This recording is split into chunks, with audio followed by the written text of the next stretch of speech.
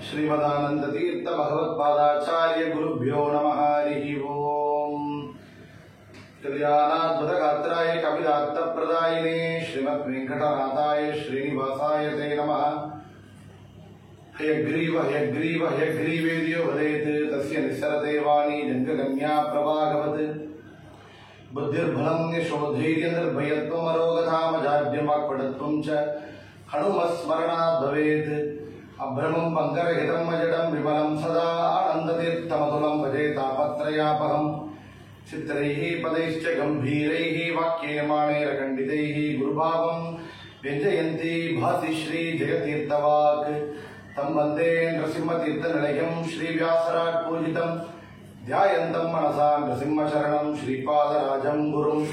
अर्तिकल्पितकल्पोऽयं प्रत्यर्तिगजकेसरी श्रीव्यासतीर्थगुरुर्भूयात्। अस्मदिष्टार्थसिद्धये तपोविद्या विरक्त्यादि सद्गुणौकाकराणकं वादिराजगुरून् वन्दे। हयग्रीवपदाश्रयान् भक्तानां मानसां भोजभाणवे कामधेनवे नमतां कल्पतरवे जीन्द्रगुरवे नमः। प्रणवत्कामधेनुं च भजस्वरतरूपमं श्रीभावबोधकृत्पादचिन्तामणिम् उपास्महे। पूज्याय राघवेन्द्राय सत्यधर्मरताय च भजतां कल्पवृक्षाय नमतां कामधेनवे। आपादमौलिपर्यन्तं गुरूणाम् आकृतिं स्मरेतेन विघ्नाः प्रणश्यन्ति सिद्ध्यन्ति च मनोरथाः। श्रीगुरुभ्यो नमः। हरिः ओम्।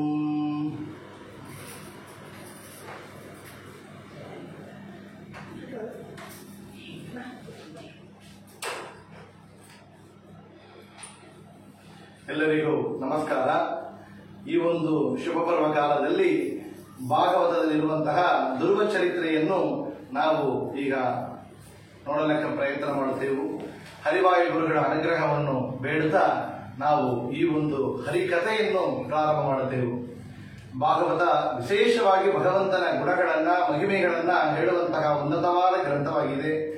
ಆ ಭಾಗವತ ಎಂಬುದು ಭಗವಂತನ ಮಹಿಮೆಯನ್ನ ನೇರಾಗಿ ಹೇಳುವಂತಹ ಕಥೆ ಗ್ರಂಥ ಮಾತ್ರ ಅಲ್ಲ, ಅದು ಭಾಗವತರ ಕಥಾ ಭಗವಂತನ ಭಕ್ತರ ಮಹಿಮೆಯನ್ನ ಅವರು ಮಾಡಿದಂತಹ ಭಕ್ತಿಯನ್ನ ಆ ಭಕ್ತಿಗಾಗಿ ಭಗವಂತ ಮಾಡಿಕೊಟ್ಟಂತಹ ಅನುಗ್ರಹವನ್ನು ಹೇಳುವಂತಹ ಉನ್ನತವಾದ ಗ್ರಂಥ ಶ್ರೀಮದ್ ಭಾಗವತ। ಅಂತ ಭಾಗವತ ಗ್ರಂಥದಲ್ಲಿ ಅಂಗವಾಗಿರುವಂತಹ ಧ್ರುವ ಚರಿತ್ರೆಯನ್ನು ನಾವು ಯಥಾಶಕ್ತಿ ಹರಿವಾಯು ಗುರುಗಳ ಅನುಗ್ರಹದಿಂದ ಹೇಳಕ್ಕೆ ಪ್ರಯತ್ನ ಮಾಡುತ್ತೇವೆ। ಇದು ದಾಸ ಸಾಹಿತ್ಯವನ್ನು ಇಟ್ಟುಕೊಂಡು ಹರಿಕಥಾ ಮೂಲಕ ಸಂಗೀತ ಉಪನ್ಯಾಸವಾಗಿ ಮಾಡುತ್ತೇವೆ। ಈ ಒಂದು ಜ್ಞಾನ ಕಾರ್ಯದಲ್ಲಿ ನಮ್ಮ ಜೊತೆಯಾಗಿ ನಮ್ಮನ ಮಕ್ಕಳು ಕುಮಾರಿ ಶ್ವೇತಾ ಮತ್ತು ಕುಮಾರಿ ಅಂಜನಾ ನಮ್ಮ ಶಿಷ್ಯರವರು ಇವ ದಾಸ ಸಾಹಿತ್ಯವನ್ನು ಹೇಳಲಿದ್ದಾರೆ। ಈ ಒಂದು ಸಮಯದಲ್ಲಿ ವಿಶೇಷವಾಗಿ ಧ್ರುವ ಚರಿತ್ರೆ ಎಂಬುದು ಸಣ್ಣ ಮಗುವಾಗಿ ಭಗವಂತನ ಮೇಲೆ ಭಕ್ತಿ ಮಾಡಿದಂತಹ ಒಂದು ಅಪರೋಕ್ಷ ಜ್ಞಾನಿ ಧ್ರುವ ಮಹಾರಾಜ ಅಂತ ಧ್ರುವನ ಚರಿತ್ರೆಯನ್ನು ನಾವು ಕೇಳಿ ಆ ಧ್ರುವ ಮಾಡಿದಂತಹ ಭಕ್ತಿಯನ್ನ ನಾವು ಕೂಡ ಪಡೆಯಬೇಕು ಎಂಬುದಾಗಿ ಪ್ರಾರ್ಥನೆಯನ್ನು ಮಾಡುತ್ತಾ ಈ ಒಂದು ಜ್ಞಾನ ಕಾರ್ಯದಲ್ಲಿ ವಿಶೇಷವಾಗಿ ಭಗವಂತ ಅನುಗ್ರಹವನ್ನು ಮಾಡಲಿ, ನಿರ್ವಿಘ್ನವಾಗಿ ನಮಗೆ ನಡೆಸಿಕೊಡಲಿ ಅಂತ ಪ್ರಾರ್ಥನೆ ಮಾಡುತ್ತಾ ಆ ಧ್ರುವ ಅಂತರ್ಯಾಮಿಯಾದ ಉಪಾಸನಾ ಮೂರ್ತಿಯಾದ ಆ ವಾಸುದೇವ ಮೂರ್ತಿ ಆ ವೆಂಕಟೇಶ್ವರನ್ನ ಶ್ರೀನಿವಾಸನನ್ನ ಬೇಡಿಕೊಂಬೆ ಕೃಪೆಯ ಪಾಲಿಸು ಅಂತ ಪುರಂದರದಾಸರು ಬೇಡಿದಂತೆ ನಾವೆಲ್ಲರೂ ಕೂಡ ಪ್ರಾರ್ಥನೆಯನ್ನು ಮಾಡುತ್ತಾ ಈ ಒಂದು ಜ್ಞಾನ ಕಾರ್ಯವನ್ನು ಪ್ರಾರಂಭ ಮಾಡುತ್ತೇವೆ। ವೆಂಕಟೇಶ ಬೇಡಿಕೊಂಬೆ ಕೃಪೆಯ ಪಾಲಿಸೋ ಬ್ರಹ್ಮ ಶಂಕರಾದಿ ಮುನಿ ವಂದ ನನಗೆ ಮುಕ್ತಿ ತೋರಿಸೋ। ನಷ್ಟ ಮೊದಲಾದಂತ ಕಷ್ಟ ಬೀಡಿಸೋ ನಿನ್ನ ಪಟ್ಟದ ರಾಣಿಯ ಹೇಳಿ ನನಗೆ ಪದವಿ ಕೊಡಿಸೋ। ನಷ್ಟ ಮೊದಲಾದಂತ ಕಷ್ಟ ಬೀಡಿಸೋ ನಿನ್ನ ಪಟ್ಟದ ರಾಣಿಗೆ ಹೇಳಿ ನನಗೆ ಪದವಿ ಕೊಡಿಸೋ।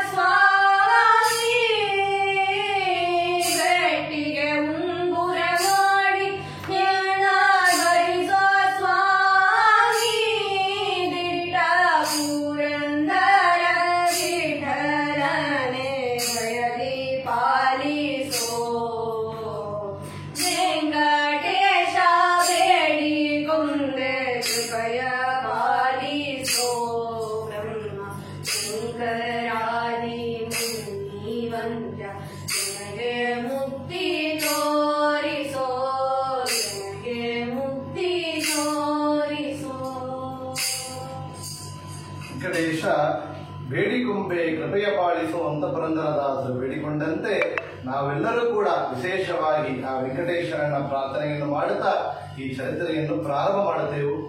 ವಿಶೇಷವಾಗಿ ಈ ಭಾಗವತದಲ್ಲಿ ಉನ್ನತವಾದ ಒಂದು ಸ್ಥಳವನ್ನು ಪಡೆದವ ಸ್ವಯಂಭುವ ಮನು.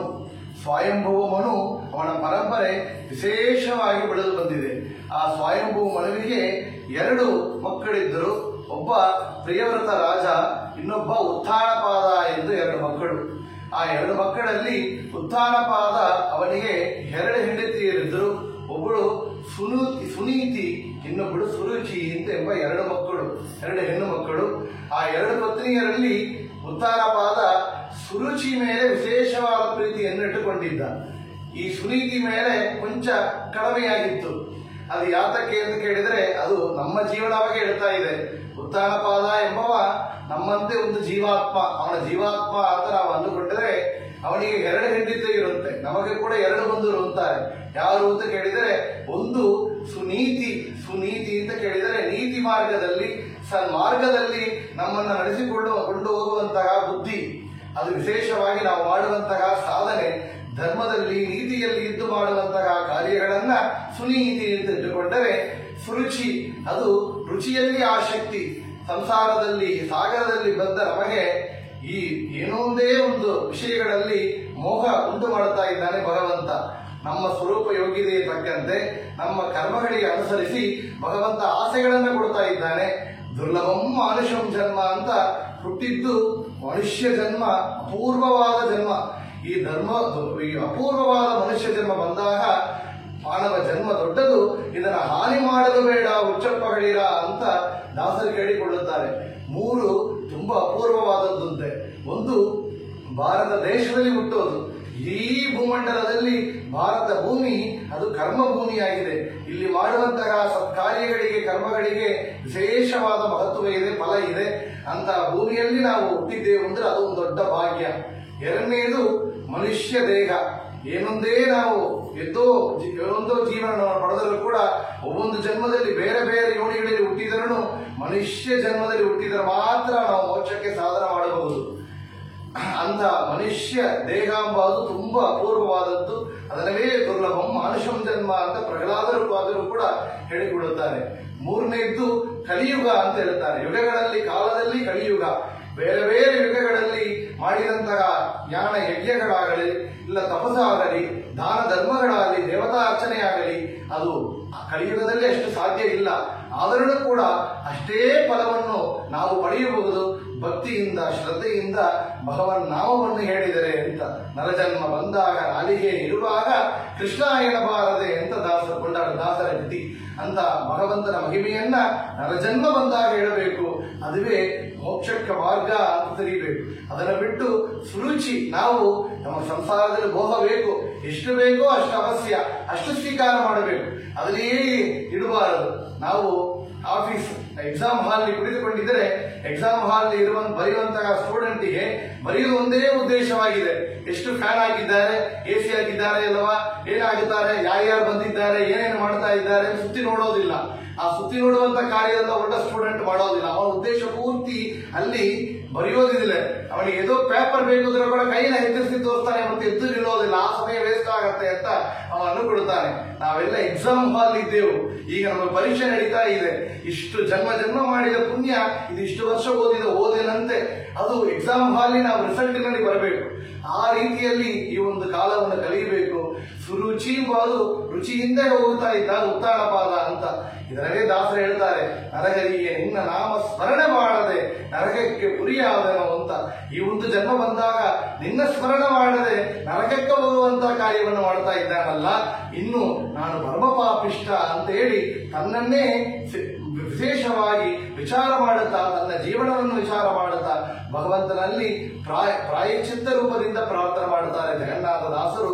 ನಾವೆಲ್ಲರೂ ಕೂಡ ನಾವು ಮಾಡುವಂತಹ ತಪ್ಪನ್ನ ಈ ರೀತಿಯಲ್ಲಿ ಭಗವಂತನಲ್ಲಿ ಹೇಳಿಕೊಳ್ಳಬೇಕು ಅಂತ ನೋಡುತ್ತೇವೆ. ನಿನ್ನ ನಾಮ ಸ್ಮರಣೆ ಮಾಡದೆ ನರಕಕ್ಕೆ ಗುರಿಯಾದೆನೋ, ಇನ್ನೋ ಸಿರಿಯ ಮಣದವ ಶರಣ ದೊರಕುವುದು ನಾನಿಂದು ಪರಮ ಪಾಪಿಷ್ಟ ನಾನು.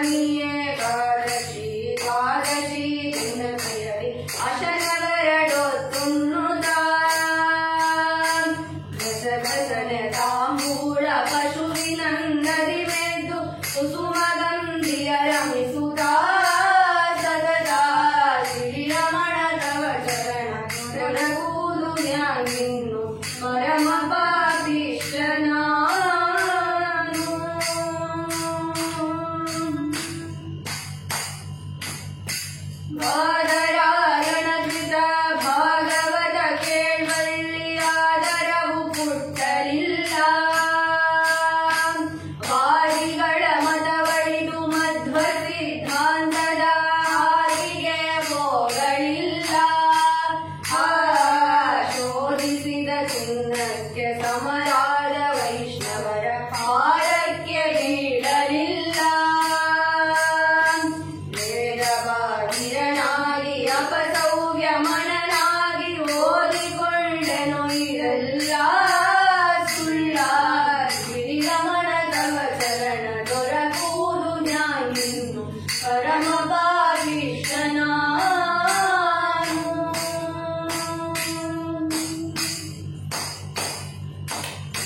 ಕ್ಷಿತಿಯೊಳಗೆ ಇನ್ನಾರು ಹಿತವ ಬಯಸುವರೆನಗೆ ಗತಿಯೇನು ಬೇಡ ಕೊನೆಗೆ.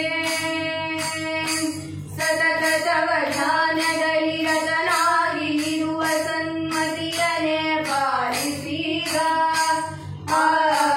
ಪತಿತ ಪಾವನದಿಂದ ಬಿರುದುವ ವೈಯ ಮೇಲೆ ಶ್ರುತಿ ಸಾರುತ್ತಿದೆಯೋ ಹೀಗೆ. ಶಿಖರಂಠರು ಗಜಗನ್ನಾಥ ವಿಠ್ಠಲ ನಿನಗೆ ಸ್ತುತಿಸಿ ಮೊರೆ ಹೊಕ್ಕೆ ಹರಿಯೇ ದೊರೆಯೇ. ಶ್ರೀರಮಣ ತವ ಚರಣ ದೊರಕುವುದು ಜ್ಞಾನಿನ್ನು ಪರಮ ಪಾವಿಷ್ಠನಾನು. ನರಹರಿಯೇ ನಿನ್ನ ನಾಮ ಸ್ಮರಣೆ ಮಾಡದೆ ನರಕದೊರೆ ತುರಿಯಾದೆನೋ ಇನ್ನು. ಶ್ರೀರಮಣ ತವ ಚರಣ ದೊರಕುವುದು ಜ್ಞಾನಿನ್ನು ಪರಮ ಪಾವಿಷ್ಠನಾನು. ಪರಮ ಪಾವಿಷ್ಠನಾನು.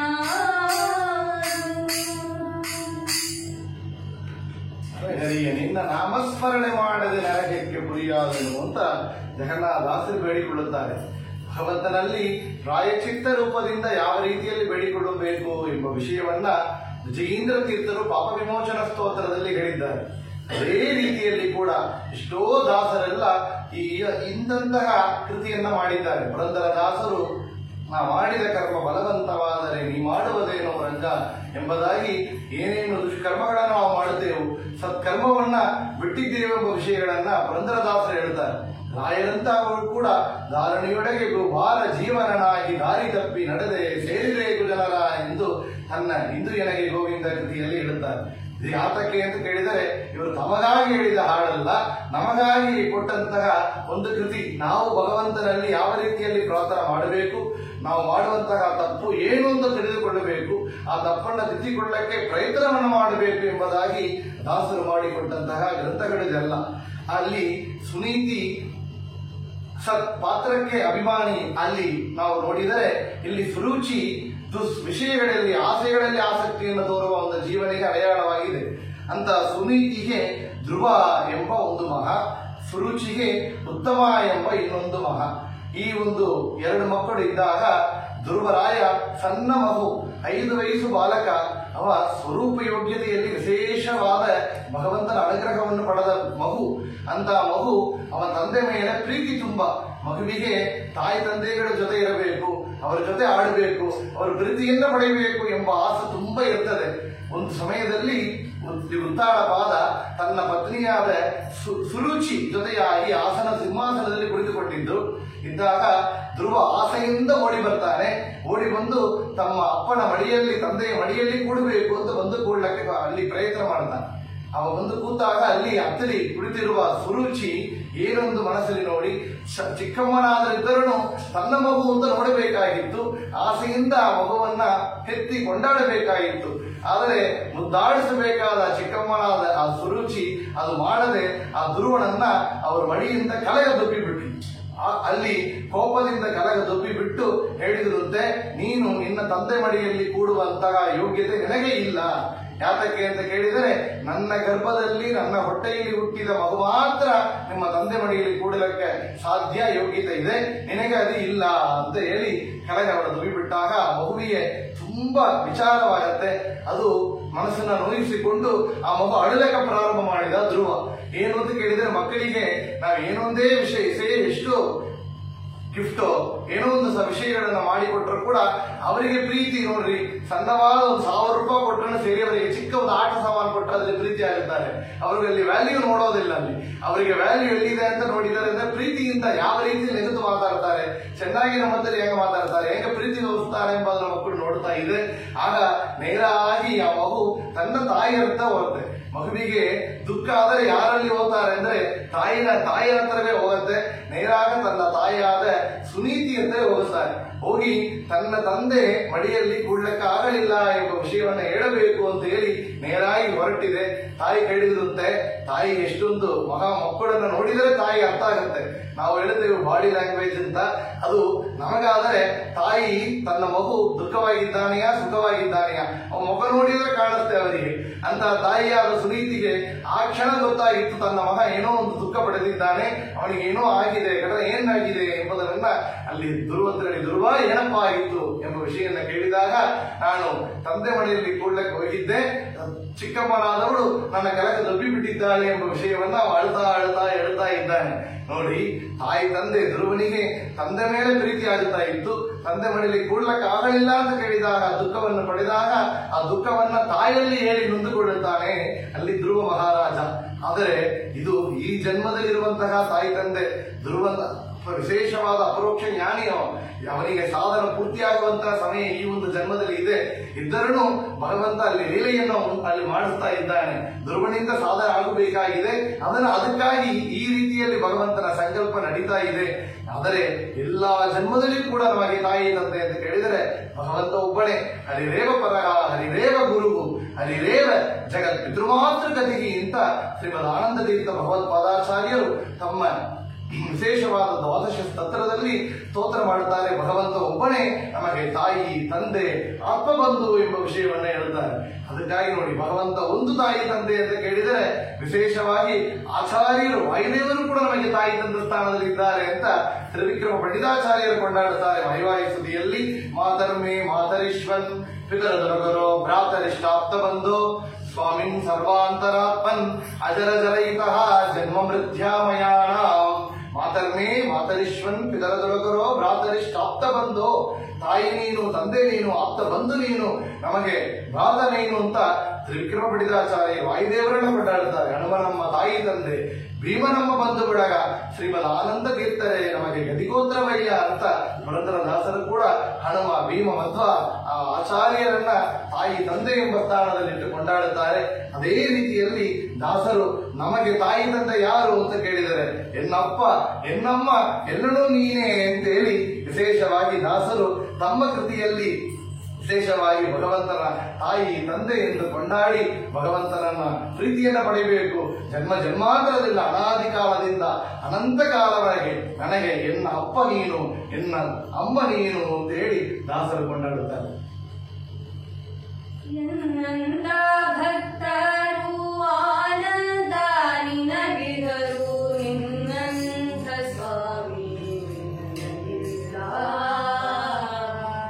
ನನ್ನ ಸ್ವಾಮಿ ಅರಳಿಲ್ಲದರಿಂದ ಭಿನ್ನೈಬೆ ಎನ್ನ ಸಲರೆಂದು ನಿನ್ನಂತ ಭಕ್ತರು ಆನಂದ ನಿನಗಿದರು ನಿನ್ನಂತ ಸ್ವಾಮಿ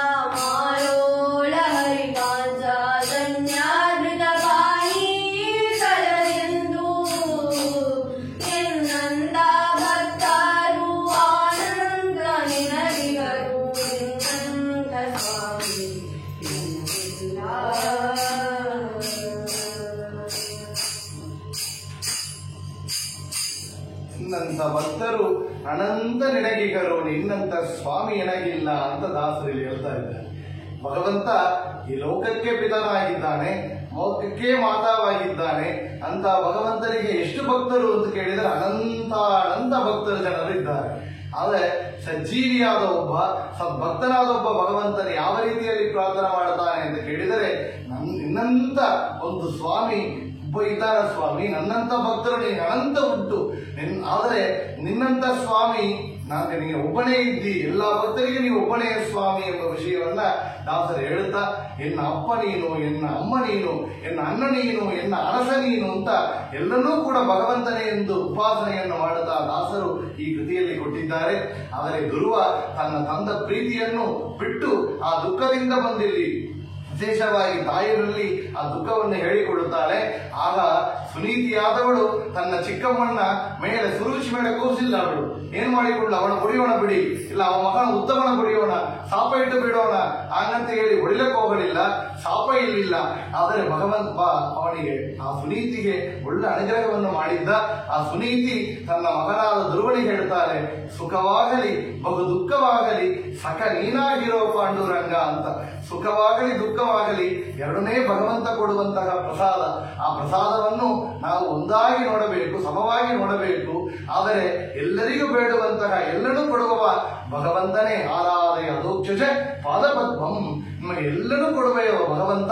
ಆ ಭಗವಂತ ಅದೋಕ್ಷಜನ ಪಾದಪದ್ಮವನ್ನು ಆರಾಧನೆ ಮಾಡು ಎಂಬ ವಿಷಯವನ್ನ ಸುನೀತಿ ಒಳ್ಳೆ ಮಾತನ್ನ ಅಲ್ಲಿ ಧ್ರುವನಿಗೆ ಹೇಳಿದ್ದಾರೆ. ಅಂತ ಧ್ರುವನಿಗೆ ನಮಗೆ ಸುಖ ಆಗಬೇಕು, ದುಃಖ ಆಗಬೇಕು. ಆಗ ಸುಖ ದುಃಖ ಎರಡನ್ನೂ ಸಮವಾಗಿ ನೋಡಬೇಕು. ಆ ಸುಖ ದುಃಖ ಕೊಡುವವ ಭಗವಂತ ಒಬ್ಬನೇ ಎಂಬ ವಿಷಯವನ್ನು ಕೂಡ ನಾವಿಲ್ಲಿ ದಾಸರ ಪದದಿಂದ ನಾವು ಮುಂದೆ ತಿಳಿಯೋಣ. ಯಾತಕ್ಕೆ ಅಂತ ಕೇಳಿದರೆ, ಸುಖ ಅಂತ ಹೇಳಿದರೆ ಅದು ಸುಖ ಬಂದಾಗ ನಾ ಮಾಡಿದ ಹಾರ್ಡ್ ವರ್ಕ್ನಿಂದ ನನ್ನ ಕರ್ಮಕ್ಕೆ ಫಲ ಸುಖವಾಗಿದೆ, ಇದು ನಾನೇ ಮಾಡಿದ್ದು ಅದಕ್ಕಾಗಿ ನನಗೆ ಬಂದದ್ದು ಅಂತ ನಾವು ಅಂದುಕೊಳ್ಳುತ್ತೇವೆ.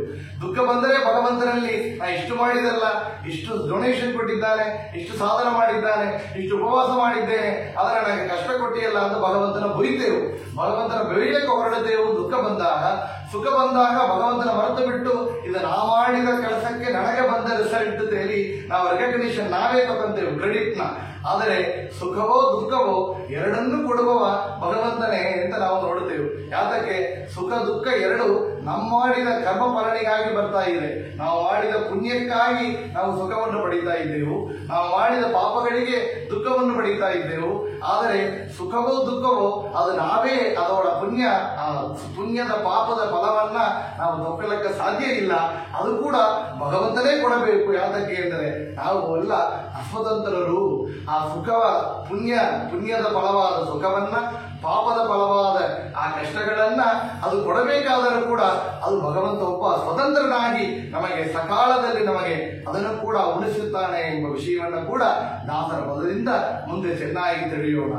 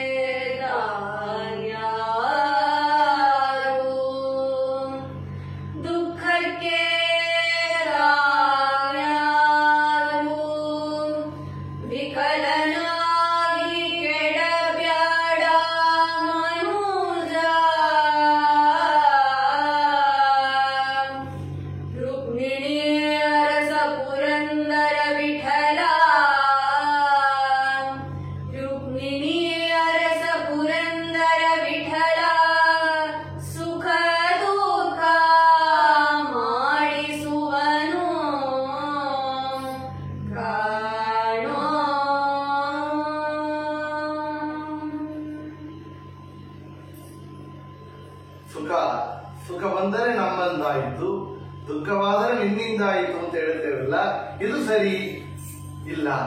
ಸುಖ ದುಃಖ ಎರಡನೇ ನನ್ನಿಂದಾಯಿತು ಅಂತ ಕೇಳಿದರೆ ಅದು ಸರಿಯೋ?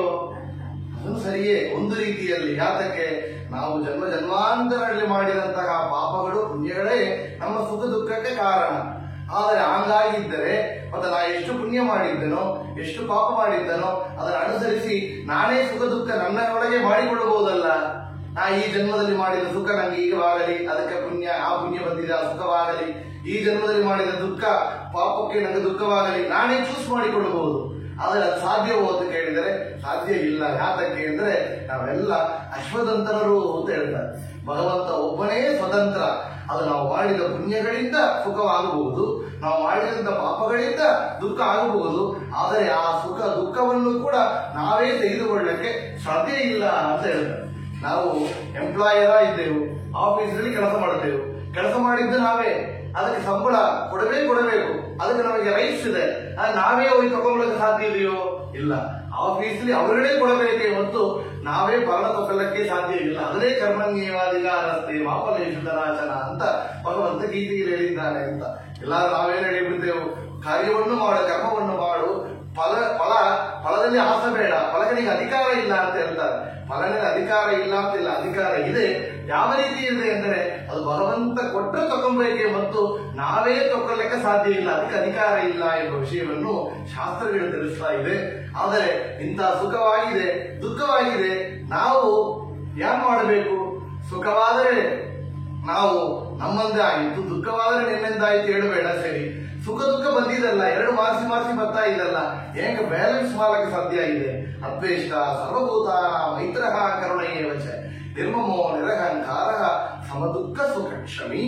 ದುಃಖವಾಗಲಿ ಬಹು ದುಃಖವಾಗಲಿ ಎರಡದರನ್ನು ಕೂಡ ಸಮವಾಗಿ ನೋಡುವಂತಹ ಆ ಒಂದು ಮನೋಭಾವ ನಮಗಾಗಬೇಕು, ಆ ಪಕ್ವ ಆಗಬೇಕು ಅಂತ ಹೇಳ್ತಾರೆ. ಅಂತ ಭಕ್ತರೇ ಯೋಮತ್ಭಕ್ತ ಸಮೇ ಪ್ರಿಯ ಅಂತ ಭಗವಂತ ಗೀತೆಯಲ್ಲಿ ಹೇಳ್ತಾನೆ. ಅಂತಹ ಭಕ್ತರು ಆಗ ಪ್ರಿಯವಾದ ಭಕ್ತರು. ಯಾರು ಸುಖ ದುಃಖವನ್ನ ಸಮವಾಗಿ ನೋಡುತ್ತಾರೆಯೋ, ಆ ದುಃಖವನ್ನ ಸುಖವನ್ನ ನಾನು ಬಿಟ್ಟ ಪ್ರಸಾದವಾಗಿ ಸ್ವೀಕಾರ ಮಾಡುತ್ತಾರೆಯೋ ಅಂತ ಭಕ್ತರು ನಮಗೆ ಪ್ರಿಯವಾದ ಭಕ್ತರು ಅಂತ ಭಗವಂತ ಹೇಳ್ತಾನೆ. ಆಗ ಸುಖ ಬಂದಾಗ ದುಃಖ ಬಂದಾಗ ನಾವೇನು ಮಾಡಬೇಕು ಅಂತ ಕೇಳಿದರೆ, ಭಗವಂತನ ನೀನು ನನಗೆ ಸಖವಾಗಿರಪ್ಪ, ನೀನು ನನಗೆ ಸಖವಾಗಿದ್ದು ನನ್ನ ಸುಖ ದುಃಖದಲ್ಲಿ ನೀನು ಪಾಲ್ಗೊಂಡಿರಬೇಕು, ನನ್ನ ಜೊತೆಯಾಗಿರಬೇಕು. ನಂಗೆ ಆನಂದವಾದರೆ ನಾನು ನಿನ್ನಲ್ಲಿ ಹೇಳಿಕೊಡಬೇಕು, ನನ್ನ ದುಃಖವಾದರೂ ನಾನು ನಿನ್ನಲ್ಲಿ ಅಳಬೇಕು. ಅದಕ್ಕಾಗಿ ಏನು ಮಾಡಬೇಕು ಅಂದರೆ ನವವಿಧ ಭಕ್ತಿಯಲ್ಲಿ ಇದು ಒಂದು ಭಕ್ತಿ ಎಂದರು. ಶ್ರವಣಂ ಕೀರ್ತನಂ ವಿಷ್ಣೋ ಸ್ಮರಣಂ ಪಾದಸೇವನಂ ಅರ್ಚನಂ ವಂದನಂ ದಾಸ್ಯಂ ಸಖ್ಯಮಾತ್ಮ ನಿವೇದನ ಅಂತ. ಸಖ್ಯ ಎಂಬ ಒಂದು ಭಕ್ತಿ ಇದೆ, ಸಖ್ಯಂ ವಿಷ್ಣೋ ಅಂತ. ವಿಷ್ಣುವಿನಲ್ಲಿ ಸತ್ಯ ಭಕ್ತಿಯನ್ನು ಮಾಡಬೇಕು. ಏನು? ಸಖ ನೀನೇ ಅಂತ.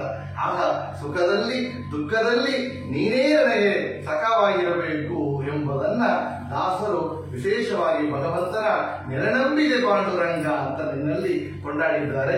ನಾವು ನೋಡೋಣ. ನಂಬಿದೆ ಹೃದಯ ಮಂಡಪದೊಳು ಪರಿಶೋಭಿಸುತ್ತಿರು ಪಾಂಡುರಂಗ. ನಂಬಿದೆ ಹೃದಯ ಮಂಡಪದೊಳು ಪರಿಶೋಭಿಸುತ್ತಿರು ಪಾಂಡುರಂಗ. ಶರಣ ಗಣರ ಸಂಸಾರ ಮಹಾಭಯ ಹರಣ ಕರುಣ ಸಿರಿ ಪಾಂಡುರಂಗ.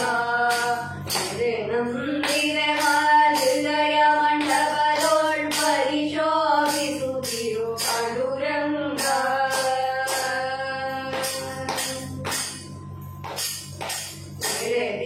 ಬಹು ಜನರೋಳಿದರು ಮನಸ್ಸಿರವಿಡು ನಿಮ್ಮಲ್ಲಿ ಪಾಂಡುರಂಗ. ಬಹು ಜನರೋಳಿದರು ಮನಸ್ಸಿರವಿಡು ನಿಮ್ಮಲ್ಲಿ ಪಾಂಡುರಂಗ. ಪರಿ ಪರಿ ಕೆಲಸವು ನಿನ್ನ ಮಹಾಪೂಜೆಯಲ್ಲಿ ಹೃದಯ ನನಗೆ ಕೊಡೋ ಪಾಂಡುರಂಗ. ನಂಬಿದೆ ಹೃದಯ ಮಂಟಪದೊಳು ಪರಿಶೋಭಿಸುತ್ತಿರು ಪಾಂಡುರಂಗ.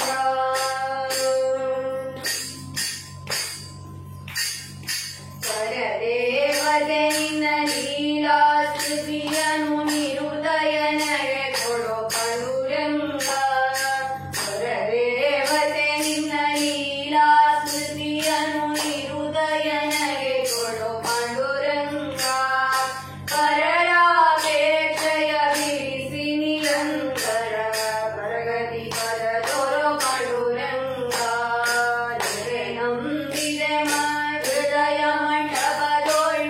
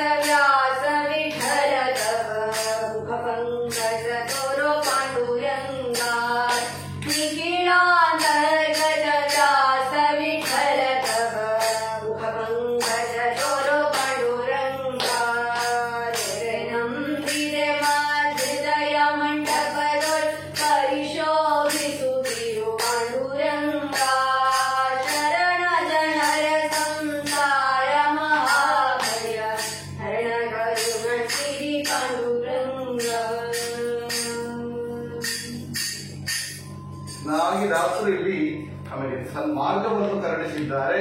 ನಮ್ಮ ಸಿಂಗಾರದವರು ಸಿಸ್ಟರ್ಸ್ ಶ್ವೇತಾ ಮತ್ತು ಅಂಜನಾ ಚೆನ್ನಾಗಿ ಹೇಳಿದ್ದಾರೆ ಈ ಒಂದು ಕೃತಿಯನ್ನ. ಅದರಲ್ಲಿ ಸುನೀತಿ ಹೇಳಿದ ಮಾತು ಆರಾಧೆಯ ಲೋಕ್ಯಜ ಪಾದಪದ್ಮಂ.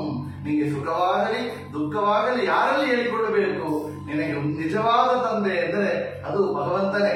ತಂದೆಯ ಮಡಿಯಲ್ಲಿ ನಿನಗೆ ಜಾಗ ಬೇಕು ಹಾಗಂತ ನೀ ಆಸಪಟ್ಟಿಯಲ್ಲೋ. ಆದರೆ ಸಂಸ್ಥಾನ ಸ್ಥಾನದೋ ಧ್ರುವ ಅಂತ ವಿಷ್ಣು ಸಹಸ್ರನಾಮ ಹೇಳ್ತಾ ಇದೆ.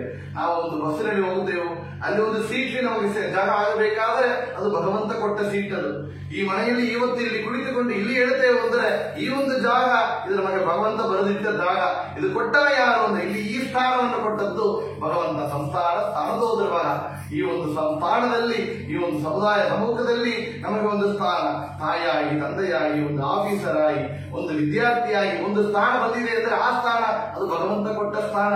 ಎಲ್ಲಿವರೆಗೂ ಕೊಡಿದರೆ ಮೋಕ್ಷದಲ್ಲಿ ನಮಗೆ ಒಂದು ಸ್ಥಾನ ಕೊಡ್ತಾನಲ್ಲ, ಅದು ಅವ ಕೊಟ್ಟಾನೆ ಕೊಡುವಂತಹ ಸ್ಥಾನ ಅಂತ ಹೇಳ್ತಾರೆ.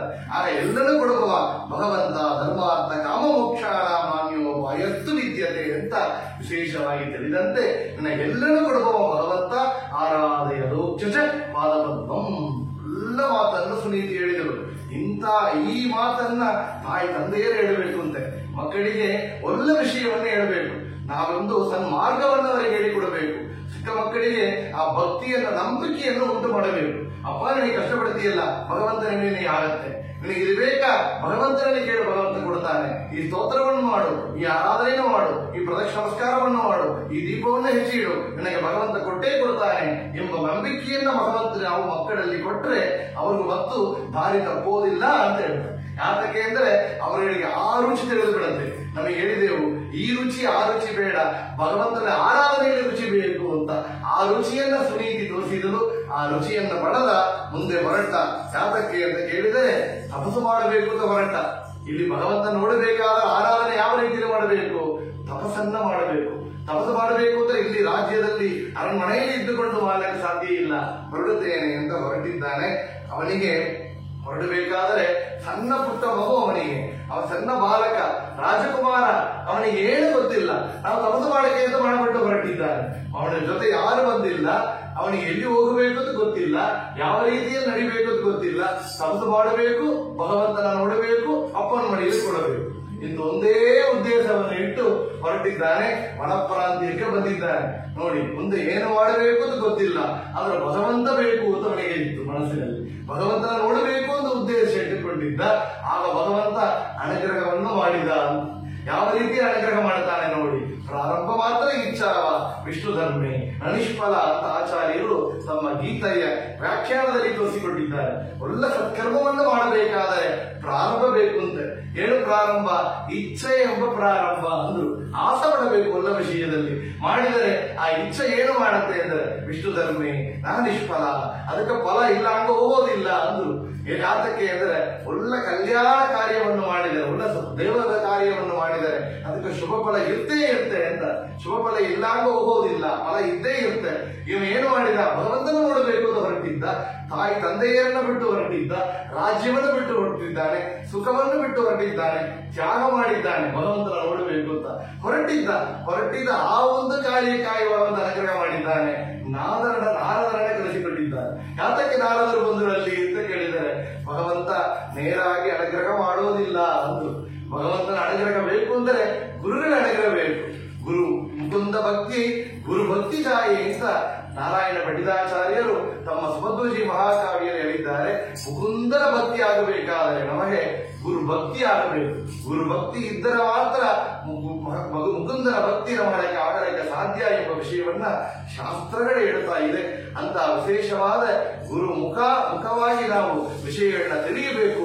ಆ ಗುರುಗಳ ಅನುಗ್ರಹದಿಂದ ಅವರು ಮಾಡಿಕೊಟ್ಟಂತ ಉಪದೇಶವನ್ನ ಪಡೆದು ಮುಂದೆ ನಾವು ಸಾಧನ ಮಾರ್ಗವನ್ನು ಮುಂದೆ ಹೋಗಿದ್ದರೆ ಆಗ ಭಗವಂತ ಅನುಗ್ರಹ ಮಾಡ್ತಾನೆ ಎಂಬ ವಿಷಯವನ್ನ ನಾವಿಲ್ಲಿ ನಾರದರ ದರ್ಶನ ಅಲ್ಲಿ ಗುರುವನಿಗೆ ಆಗಿತ್ತು ಎಂಬ ವಿಷಯವನ್ನು ನೋಡಿ ತಿಳಿಯುತ್ತೇವೆ.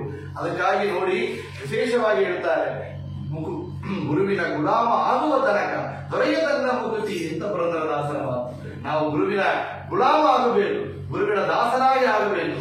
ಗುರುವಿನ ದಾಸ ಆದರ ಮಾತ್ರ ನಮಗೆ ಭಕ್ತಿ ಆಗತ್ತೆ ಎಂಬ ವಿಷಯವನ್ನ ಕೂಡ ತಿಳಿಯುತ್ತೇವೆ. ವ್ಯಾಸರಾಜರು ಹೇಳ್ತಾರೆ, ಗುರು ಉಪದೇಶ ಇಲ್ಲದ ಜ್ಞಾನವು ಗುರು ಉಪದೇಶ ಇಲ್ಲದ ಸ್ನಾನವು, ಗುರು ಉಪದೇಶ ಇಲ್ಲದ ಧ್ಯಾನವು, ಗುರು ಉಪದೇಶ ಇಲ್ಲದ ಜಪವು, ಗುರು ಉಪದೇಶ ಇಲ್ಲದ ತಪವು, ಗುರು ಉಪದೇಶ ಇಲ್ಲದ ಮಂತ್ರ, ಗುರು ಉಪದೇಶ ಇಲ್ಲದ ತಂತ್ರ ಉರಗಣ ಉಪವಾಸವಂತೆ ಕಾಣಿರುವಂತ.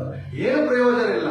ಗುರುವಿನ ಅನುಗ್ರಹ ನಾವು ಪಡೆಯಬೇಕು. ಗುರುವಿನ ಅನುಗ್ರಹ ಇಲ್ಲದೆ ನಾವು ಮಾಡುವಂತಹ ಮಂತ್ರ, ತಂತ್ರ, ಸ್ನಾನ, ಜಪ, ಧ್ಯಾನ ಏನು ಪ್ರಯೋಜನವಿಲ್ಲ ಅಂತ.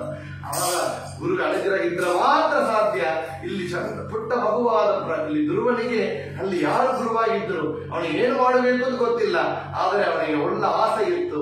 ಆ ಇಚ್ಛಾ ಎಂಬ ವಿಷ್ಣು ಭಕ್ತಿ ಮಾಡಿದಕ್ಕಾಗಿ ಪ್ರಾರಂಭ ಮಾತ್ರ ಇಚ್ಛಾ ವಿಷ್ಣು ಧರ್ಮೇನ ನಿಷ್ಫಲ, ಫಲ ಆಗುತ್ತಾ ಇದೆ. ಯಾವ ರೀತಿಯಲ್ಲಿ ಭಗವಂತನೇ ಗುರುಗಳನ್ನ ನಾರದರಲ್ಲಿ ಕರೆಸಿಕೊಂಡಿದ್ದಾರೆ.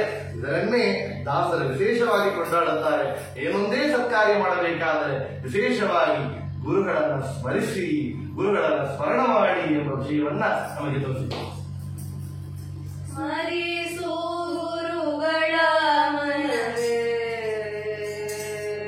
ಸ್ಮರಿಸು ಗುರುಗಳ, ಸ್ಮರಿಸು ಗುರುಗಳ ಮನವೇ, ಸ್ಮರಿಸೋ ಗುರುಗಳ, ಸ್ಮರಿಸೋ ಗುರುಗಳ ನಿನಗೆ ಪರಮ ಮಂಗಳ ನುರಿತ ಪರ್ವತಕ್ಕೆ ಪವಿಯಲು ತಿಳಿದು ಸ್ಮರಿಸೋ ಗುರುಗಳ ಮನವೇ,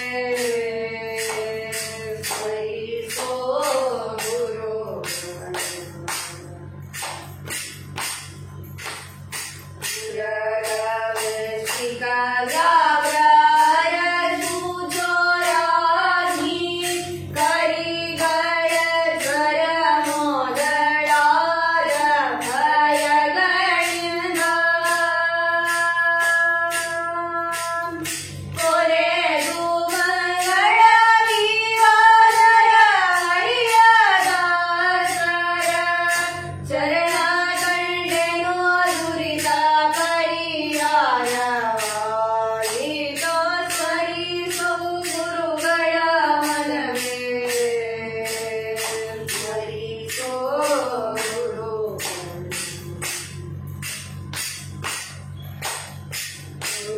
ಸ್ಮರಣೆಯಿಂದ ಸಕಲ ಆಪತ್ತು ಪರಿಹಾರ, ಗುರು ಸ್ಮರಣೆಯಿಂದ ಸಕಲ ಸಂಪದವು ನಿನಗೆ, ಗುರು ಸ್ಮರಣೆಯಿಂದ ವಿಶೇಷ ಧನ ದೊರಕುವುದು, ಗುರು ಸ್ಮರಣೆಯಿಂದ ಹರಿ ಒಳಿತು ಕೊರೆವಾ, ಸ್ಮರಿಸೋ ಗುರುಗಳ ಮನವೇ, ಸ್ಮರಿಸೋ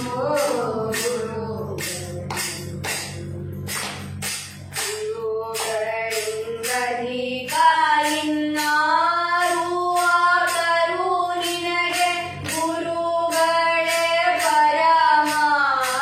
ಪರಮಾಧಿಕರು ನೋಡೋ. ಗುರು ಸ್ವಾಮಿ ವರದ ಗೋಪಾಲ ವಿಠಲ ಸರ್ವ, ಗುರು ಸ್ವಾಮಿ ವರದ ಗೋಪಾಲ ವಿಠಲ ಸರ್ವ, ದುರಿತಗಳ ಕಳೆವಾನೋ ಸುಖ ಗರೆವಾನೋ, ಓ ಸ್ಮರಿಸೋ ಗುರುಗಳ ಮನವೇ, ಸ್ಮರಿಸೋ ಗುರುಗಳ, ಸ್ಮರಿಸೋ ಗುರುಗಳ. ಗೋಪಾಲದಾಸರು ವಿಶೇಷವಾಗಿ ಗುರುಗಳ ಮಹಿಮೆಯನ್ನ ನಮಗೆ ಈ ಒಂದು ಕೃತಿಯಲ್ಲಿ ನಮಗೆ ತೋರಿಸಿಕೊಂಡಿದ್ದಾರೆ. ಎಷ್ಟು ಚೆನ್ನಾಗಿ ನೋಡಿ. ವಿಶೇಷವಾಗಿ ಈ ಒಂದು ಪದದಿಂದ ನಮಗೆ ಗುರುಗಳ ಮಹಿಮೆಯನ್ನ ಯಾವ ರೀತಿಯಲ್ಲಿ ಸ್ಮರಣ ಮಾಡಬೇಕು, ಆ ಮಾಡಿದರೆ ಏನು ಫಲ ಎಂಬ ವಿಷಯವನ್ನ ಗೋಪಾಲದಾಸರು ಹೇಳಿದ್ದಾರೆ. ಇಲ್ಲಿ ನಾರದರು ಹೇಳಿದರಂತೆ, ಧ್ರುವನ ನೋಡಿದಾಗ, ಮಗು ಇಲ್ಲಿ ಬರ್ತಾ ಇದ್ದೀಯಲ್ಲ, ನೀ ಎಲ್ಲಿ ಹೋಗುತ್ತಾ ಇದ್ದಿ? ಇಲ್ಲ, ನಾನು ತಪಸ್ಸು ಮಾಡಕ್ಕೆ ಹೊರಟಿದ್ದೇನೆ ಅಂತ. ಎಲ್ಲಿ ಹೋಗಿ ತಪಸ್ಸು ಮಾಡಿದಿ ಅಂತ ಕೇಳಿದರೆ, ವನ ಪ್ರಾಂತ್ಯಕ್ಕೆ ಹೋಗಿ ನಾವು ತಪಸ್ಸು ಮಾಡಲಿಕ್ಕೆ ಬಂದಿದ್ದೇನೆ ಅಂತ ಹೇಳಿದಾಗ, ನಾರದರು ಕೇಳಿದಿರುತ್ತೆ, ಪರೀಕ್ಷೆ ಮಾಡಲಿಕ್ಕಾಗಿ ಕೇಳಿದಿರುತ್ತೆ. ಏನು ಅಂತ ಕೇಳಿದರೆ, ನೀ ಸಣ್ಣ ಮಗುವಪ್ಪ, ರಾಜಕುಮಾರನಾಗಿದ್ದಿ, ಅಲ್ಲಿ ರಾಜ್ಯದಲ್ಲಿ ಸುಖವನ್ನ ಅನುಭವಿಸ್ತಾ ಇದ್ದಿ, ಸಂಭ್ರಮದಿಂದ ಊಟ, ಅಲ್ಲಿ ನಿನಗೆ ಚಳಿ, ಮಳೆ, ಗಾಳಿ ಇತ್ಯಾದಿಗಳಿಂದ ಕಷ್ಟ ಆಗೋದಿಲ್ಲ. ವನದಲ್ಲಿರುವಂತಹ ಮೃಗಗಳಿಂದ ನೀನು ಅಂಜಿಕೆ ಇಲ್ಲ, ರಕ್ಷಣೆ ಪಡಿತಾ ಇದ್ದಿ. ಅಂತ ಒಂದು ಮಗು ಸುಖವಾಗಿರುವಂತಹ ನೀನು ಇಲ್ಲಿ ಬಂದು ಉಪವಾಸದಿಂದ ಕಾಣದಲ್ಲಿ ಚಳಿ, ಮಳೆ, ಗಾಳಿ ಇಂಥ ಬಿಸಿಲಿನಲ್ಲಿ ಇರುವ ಏನು ಸಿಕ್ಕತ್ತೆಯೋ ಅದನ್ನು ಸ್ವೀಕಾರ ಮಾಡುತ್ತಾ ಯಾರು ಜೊತೆ ಇಲ್ಲದೆ ನಿನ್ನ ಇಲ್ಲಕ್ಕೆ ಸಾಧ್ಯ ಇಲ್ಲಪ್ಪ, ಮತ್ತು ನೀ ವಾಪಸ್ ಹೋಗು ಅಂತ ನಾರದರು ಹೇಳುತ್ತಾರೆ. ಆದರೆ ಧ್ರುವ ಹೇಳಿದ ಮಾತು, ಇಲ್ಲ, ನಾನು ಸಂಕಲ್ಪ ಮಾಡಿಕೊಂಡಿದ್ದೇನೆ, ಭಗವಂತನ ನೋಡದೆ ಮತ್ತು ನಾವು ವಾಪಸ್ ಹೋಗೋದಿಲ್ಲ. ಆಗ ಧ್ರುವನ ದೃಢ ಭಕ್ತಿಯನ್ನ, ಆ ವೈರಾಗ್ಯವನ್ನು ನೋಡುತ್ತಾರೆ. ಆಗ ನಾರದರವನಿಗೆ ಉಪದೇಶವನ್ನು ಮಾಡಿದರು. ಆ ಉಪದೇಶವನ್ನು ಮುಂದೆಯೇ ಮಾಡಿರಬಹುದು, ಆದರೆ ಯಾತಕ ಮಾಡಲಿಲ್ಲ? ನಾರದರು ಯಾತಕ್ಕೆ ಅವರಿಗೆ ಬೇರೆ ಮನೆಗೆ ವಾಪಸ್ ಹೋಗುವಂತ ಮಾರ್ಗವನ್ನು ತೋರ್ತಾ ಇದ್ರು ಅಂತ ಹೇಳಿದರೆ, ಒಳ್ಳೆ ವಿಷಯವನ್ನ, ಉಪದೇಶವನ್ನ ಪರೀಕ್ಷೆ ಮಾಡಿಕೊಡಬೇಕು ಅಂತ. ಯಾತಕ್ಕೆ ಅಂದ್ರೆ, ನಾವು ಹೇಳ್ತೇವೆ ಶಸ್ತ್ರ ಶಾಸ್ತ್ರ ಎರಡು ಒಂದು ಉಪಮಾನ ಪಡೆಯುವುದು. ಶಸ್ತ್ರ ಅಂದ್ರೆ ವೆಪನ್ಸ್, ಅದನ್ನ ಟೆರರಿಸ್ಟ್ ಕೈಯಲ್ಲಿ ಕೊಟ್ಟರೆ ಎಲ್ಲಾದ್ರೂ ಕೊಂದು ಬಿಡ್ತೇನೆ. ಅದೇ ಶಸ್ತ್ರವನ್ನ ರಾಣುವ ಮಿಲಿಟರಿಯಲ್ಲಿ ಕೊಟ್ಟರೆ ಏನು ಮಾಡ್ತಾರೆ? ಮಿಲಿಟರಿಯವರು ರಕ್ಷಣೆಯನ್ನು ಮಾಡುತ್ತಾರೆ.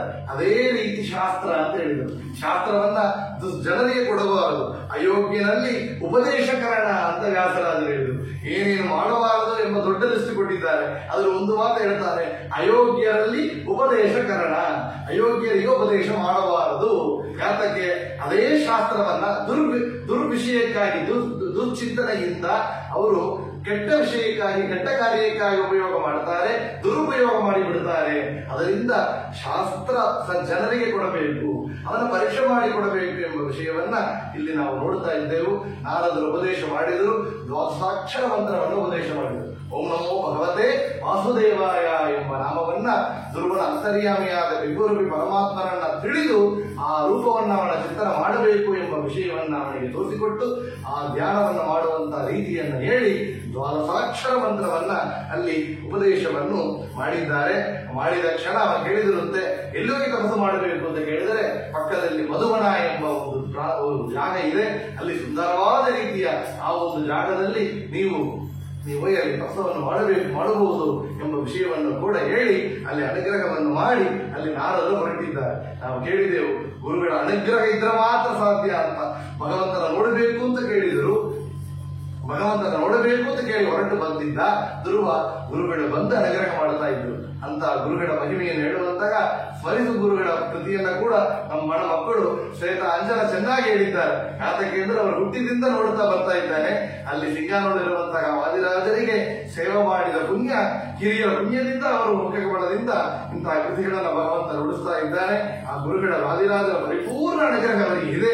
ಅದರಿಂದ ಇಂತಹ ವಿಶೇಷವಾದ ಜ್ಞಾನ ಕಾರ್ಯದಲ್ಲಿ ಪಾಲ್ಗೊಳ್ಳುವ ದೊಡ್ಡ ಭಾಗ್ಯವನ್ನ ಭಗವಂತ ಅವನಿಗೆ ಕೊಟ್ಟಿದ್ದಾನೆ ಎಂಬ ವಿಷಯವನ್ನ ಕೂಡ ನೋಡ್ತಾ ಇದ್ದೆ. ಮುಂದೆ ನಾರದರಲ್ಲಿ ಅನುಗ್ರಹ ಮಾಡಿ ಹೊರಟಿದ್ದರೆ ಧ್ರುವ ತಪಸ್ಸು ಮಾಡಬೇಕು ಅಂತ ಬಂದಿದ್ದ. ಮಾಡಬೇಕಾದ್ರೆ ಅಂತ ವನ ಪ್ರಾಂತ್ಯದಲ್ಲಿ ಮನಸ್ಸಲ್ಲಿ ವೈರಾಗ್ಯ ಬೇಕು ಅವನಿಗೆ. ಏನೊಂದು ಚಳಿ ಗಾಳಿ ಇಷ್ಟು ಬರ್ತಾ ಇದೆ. ಆ ಒಂದು 6 ತಿಂಗಳು ಕಾಲ ಮಾಡಿದ ತಪಸ್ಸು ಅಂತ ನಾವು ಮುಂದೆ ಕೇಳುತ್ತೇವೆ. ಮಾಡಬೇಕಾದರೆ ಅಂತ ಇದರಲ್ಲಿ ಇಂದ್ರಿಯ ನಿಗ್ರಹ ಬೇಕು. ಅದು ಸನ್ಯಾಸಿಗಳಿಗೆ ಸಾಧ್ಯ ಇಲ್ಲ, ಈ ಕಾಲದಲ್ಲಿ ಋಷಿ ಮುನಿಗಳಿಗೆ ಕೂಡ ಸಾಧ್ಯ ಇಲ್ಲ ಅಂತ ಹೇಳ್ತಾರೆ.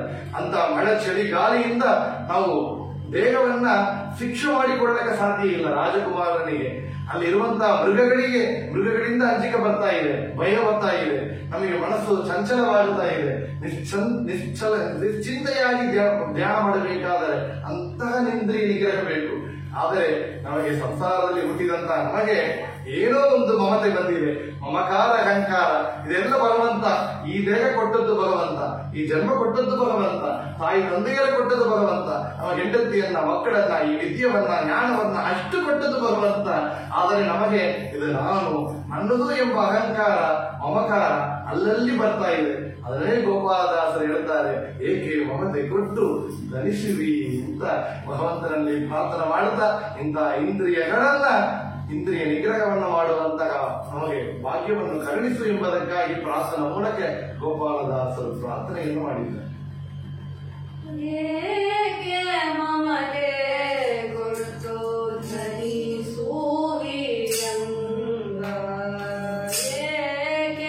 ಮಮತೆ ಕೊಟ್ಟು ಧರಿಸುವಿರಂಗ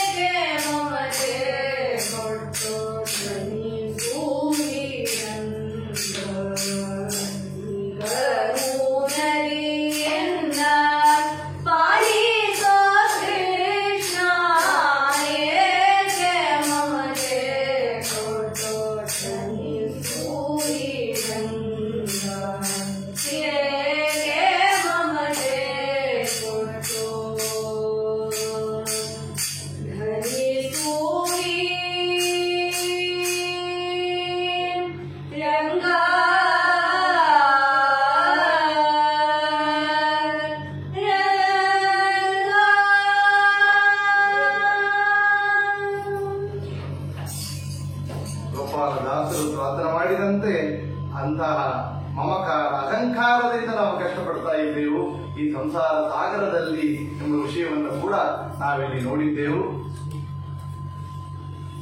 ಧ್ರುವರಾಯ ತಪಸ್ಸನ್ನು ಮಾಡಬೇಕಾದರೆ ಆ ಒಂದು ಪ್ರಾಂತ್ಯದಲ್ಲಿ ದೇವತೆಗಳೆಲ್ಲ ಪರೀಕ್ಷೆ ಮಾಡಲಿಕ್ಕೆ ಪ್ರಾರಂಭ ಮಾಡಿದರಂತೆ. ನಾವು ನೋಡಿದೆವು, ಏನೊಂದೇ ಸತ್ಕಾರ್ಯಕ್ಕೆ ಹೋಗುವಾಗ ಪರೀಕ್ಷೆ ನಡೀತಾ ಇದೆ. ಯಾವ ರೀತಿಯಲ್ಲಿ ವಿಘ್ನಗಳು, ಅದು ಪರೀಕ್ಷೆ ಒಂದು ವಿಘ್ನವಾಗಿ ಕೂಡ ಆಗ್ತಾ ಇದೆ ಅಂತ. ಹನುಮಂತ ಲಂಕೆಗೆ ಪ್ರಯಾಣ ಮಾಡಬೇಕಾದರೆ ಸೀತಾದೇವಿಯನ್ನು ನೋಡಲಿಕ್ಕಾಗಿ ಅವರಿಗೆ ಬೇರೆ ಬೇರೆ ರೀತಿಯಲ್ಲಿ ವಿಘ್ನಗಳು ಬರ್ತಾ ಇತ್ತು. ಏನು ವಿಘ್ನಗಳು? ಒಂದು ವಿಘ್ನ ಅಂತ ಹೇಳಿದರೆ ದೈತ್ಯರು ಮಾಡುವಂತಹ ಒಂದು ವಿಘ್ನ. ನಾವು ಮಾಡುವಂತಹ ಸತ್ಕಾರ್ಯ ನಡಿಬಾರದು ಅಂತ ಹೇಳಿ ಅದನ್ನ ಮತ್ತು ವಿಘ್ನವಾಗಿ ಬಂದ್ ಮಾಡಬೇಕು ಅಂತ ಹೇಳಿ ದೈತ್ಯರು ಮಾಡುವಂತಹ ವಿಘ್ನ ಒಂದು ವಿಘ್ನ. ಇನ್ನೊಂದು ವಿಘ್ನ ಏನು ಅಂದ್ರೆ ದೇವತೆಗಳೇ ಒಂದು ವಿಘ್ನ ಮಾಡ್ತಾ ಇರುತ್ತೆ. ಯಾತಕ್ಕೆ ಅಂತ ಕೇಳಿದರೆ ಈ ಒಂದು ಜೀವ ಸಜ್ಜೀವ ಹೊರಟಿದ್ದಾನಲ್ಲ, ಇವ ದೃಢವಾಗಿದ್ದಾನೆಯ, ತನ್ನ ಉದ್ದೇಶದಲ್ಲಿ ದೃಢ ವೈರಾಗ್ಯದಿಂದ ಮಾಡಲಿಕ್ಕೆ ಪ್ರಯತ್ನ ಮಾಡ್ತಾ ಇದ್ದಾನೆಯ, ಅದು ಚಂಚಲ ಇಲ್ಲದೆ ಮಾಡ್ತಾ ಇದ್ದಾನೆಯ ಎಂಬುದನ್ನು ನೋಡಿ ಪರೀಕ್ಷೆ ಮಾಡಿ ಫಲಕೊಲ್ಲಕ್ಕಾಗಿ ಆ ದೇವತೆಗಳು ಕೊಡುವಂತಹ ಒಂದು ವಿಘ್ನ. ಇಲ್ಲಿ ಧ್ರುವರಾಯ ಹೊರಟಿದ್ದ, ವಾರದಲ್ಲಿ ಬಂದು ಪರೀಕ್ಷೆಯನ್ನು ಮಾಡಿದರು. ಯಾತಕ್ಕೆ? ಉಪದೇಶವನ್ನು ಮಾಡಬೇಕಾದರೆ ಇವನ ಯೋಗ್ಯತಾ ಪುರುಷನ ಎಂಬುದನ್ನು ನೋಡಿ ಉಪದೇಶ ಮಾಡಬೇಕು ಎಂಬ ನೋಡಿ ಅವನ ಅಟೆಂಪ್ಟ್ ಮಾಡ್ತಾ ಇದ್ರು ನಾರದರು, ಮತ್ತು ವಾಪಸ್ ಹೋಗು ಅಂತ ಹೇಳಿ. ಅವನ ಯೋಗ್ಯತೆಯ ಪುರುಷ ಎಂಬುದು ತಿಳಿದ ಮೇಲೆ ಅವನಿಗೆ ದ್ವಾದಶಾಕ್ಷರ ಮಂತ್ರವನ್ನು ಉಪದೇಶ ಮಾಡಿದರು. ಇಲ್ಲಿ ಕಾಣಕಕ್ಕೆ ಬಂದಾಗ ಅಲ್ಲಿ ಬೇರೆ ಬೇರೆ ರೀತಿಯಲ್ಲಿ ಅವನಿಗೆ ವಿಘ್ನ ಬರ್ತಾ ಇತ್ತು. ಏನು? ಮಳೆಗಾಲದಲ್ಲಿ ಗುಡುಗು ಮಿಂಚಾಗುತ್ತಾ ಇತ್ತು. ಮಕ್ಕಳು ನೋಡಿ, ದೊಡ್ಡ ಮಳೆ ಬಂದರೆ 5 ವಯಸ್ಸು ಸಣ್ಣ ಬಾಲಕ ತನ್ನ ತಾಯಿನ ಚೆನ್ನಾಗಿ ಗಟ್ಟಿಯಾಗಿ ಹಿಡಿದುಕೊಳ್ಳುತ್ತೆ ಮಕ್ಕಳು. ರಾತ್ರಿಯಲ್ಲಿ ಕತ್ತಲೆ ಆದರೆ ಮಕ್ಕಳು ಅಮ್ಮ ಎಲ್ಲಿ ಎಂದು ಹುಡುಕುತ್ತಾ ಇದೆ. ಮಳೆ ಗುಡುಗು ಬಂದರೆ ಅಮ್ಮ ಎಲ್ಲಿ ಎಂದು ಅಮ್ಮನ ಹತ್ರ ಹೋಗಿ ಸೇರಿಕೊಳ್ಳುತ್ತಾ ಇದೆ ಮಗು. ಅದೇ ರೀತಿಯಲ್ಲಿ ನೋಡಿದರೆ ಒಂದು ಬೆಕ್ಕು ಬಂದರೆ ಕೂಡ ಮಕ್ಕಳು ಅಂಜಿಕೊಳ್ಳುತ್ತೆ. ಮೃಗಗಳನ್ನು ನೋಡಿದರೆ ಮಕ್ಕಳ ಅಂಜಿಕೆ. ಬೆಕ್ಕು ನಾಯಿ ಬಂದರೆ ಮಕ್ಕಳು ಅಂಜಿಕೊಳ್ಳುತ್ತೆ. ಒಂದು ಪೂಚಿಯನ್ನು ನೋಡಿದರೆ ಅಂಜಿಕೊಳ್ಳುತ್ತೆ. ಇಲ್ಲಿ ಕಾಳಗದಲ್ಲಿ ಮಧುವನದಲ್ಲಿ, ಅದು ವನಾಂತರ, ಅಲ್ಲಿ ಏನೋ ಒಂದು ಪೂಚಿ ಬೆಕ್ಕು ನಾಯಿ ಇಲ್ಲ, ಅಲ್ಲಿ ಹುಲಿ ಸಿಂಹಗಳು ಬರ್ತಾ ಇದೆ, ಯಾನೆಗಳು ದೊಡ್ಡ ಯಾನೆಗಳು ಬರ್ತಾ ಇದೆ. ಅಂತ ಕಾಳಗದಲ್ಲಿ ಅವನಿಗೆ ಆ ಒಂದು ಭಯ ಎಷ್ಟೇ ಇರುತ್ತೆ. ಆದರೆ ಆ ಭಯವನ್ನು ಯಾವ ಪರಿಹಾರ ಮಾಡಿಕೊಂಡ ಧ್ರುವ, ಯಾವ ರೀತಿಯಲ್ಲಿ ಅವನಿಗೆ ಅಲ್ಲಿ ನಿರ್ಭಯವಾಗಿತ್ತು. ಆ ಒಂದು ಸಮಯದಲ್ಲಿ ಕೂಡ ಅವನ ದೃಢ ಭಕ್ತಿಯಿಂದ ಯಾವ ರೀತಿಯಲ್ಲಿ ತಪಸ್ಸು ಮಾಡಿದ ಅಂತ ಕೇಳಿದರೆ, ಒಂದು ಊಹಾಭೋಗದಲ್ಲಿ ವಿಶೇಷವಾಗಿ ದಾಸರು ತಿಳಿಸಿಕೊಡ್ತಾ ಇದ್ದಾರೆ. ಶ್ರೀಪತಿಯ ಕಟಾಕ್ಷವನ್ನು ಪಡೆದರೆ ಎಲ್ಲರಿಗೂ ಏನು ಭಯ ಎಂಬ ವಿಷಯವನ್ನು ದಾಸರು ಚೆನ್ನಾಗಿ ಹೇಳ್ತಾ ಇದ್ದಾರೆ. ಶ್ರೀಪತಿಯ ಕಟಾಕ್ಷ ಈ ಕ್ಷಣ ತಪ್ಪುವಾಗ ಅನೇಕ ಬಂಧುಗಳು ಲಕ್ಷ ವೈದ್ಯರುಗಳು ಇರಲಾಗಿ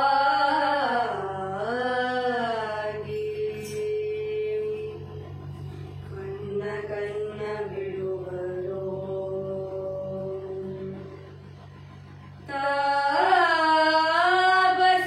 ತಾಪಸಿಯರಣ್ಯದೊಳಗೆ ಒಬ್ಬ ಒಂಟಿಯಾಗಿರಲು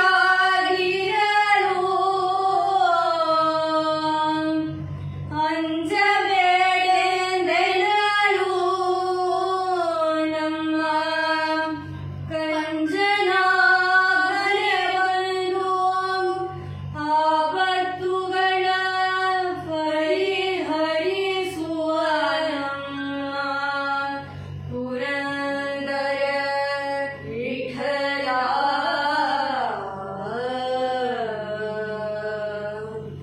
ಪುರಂದರ ವಿಠಲ.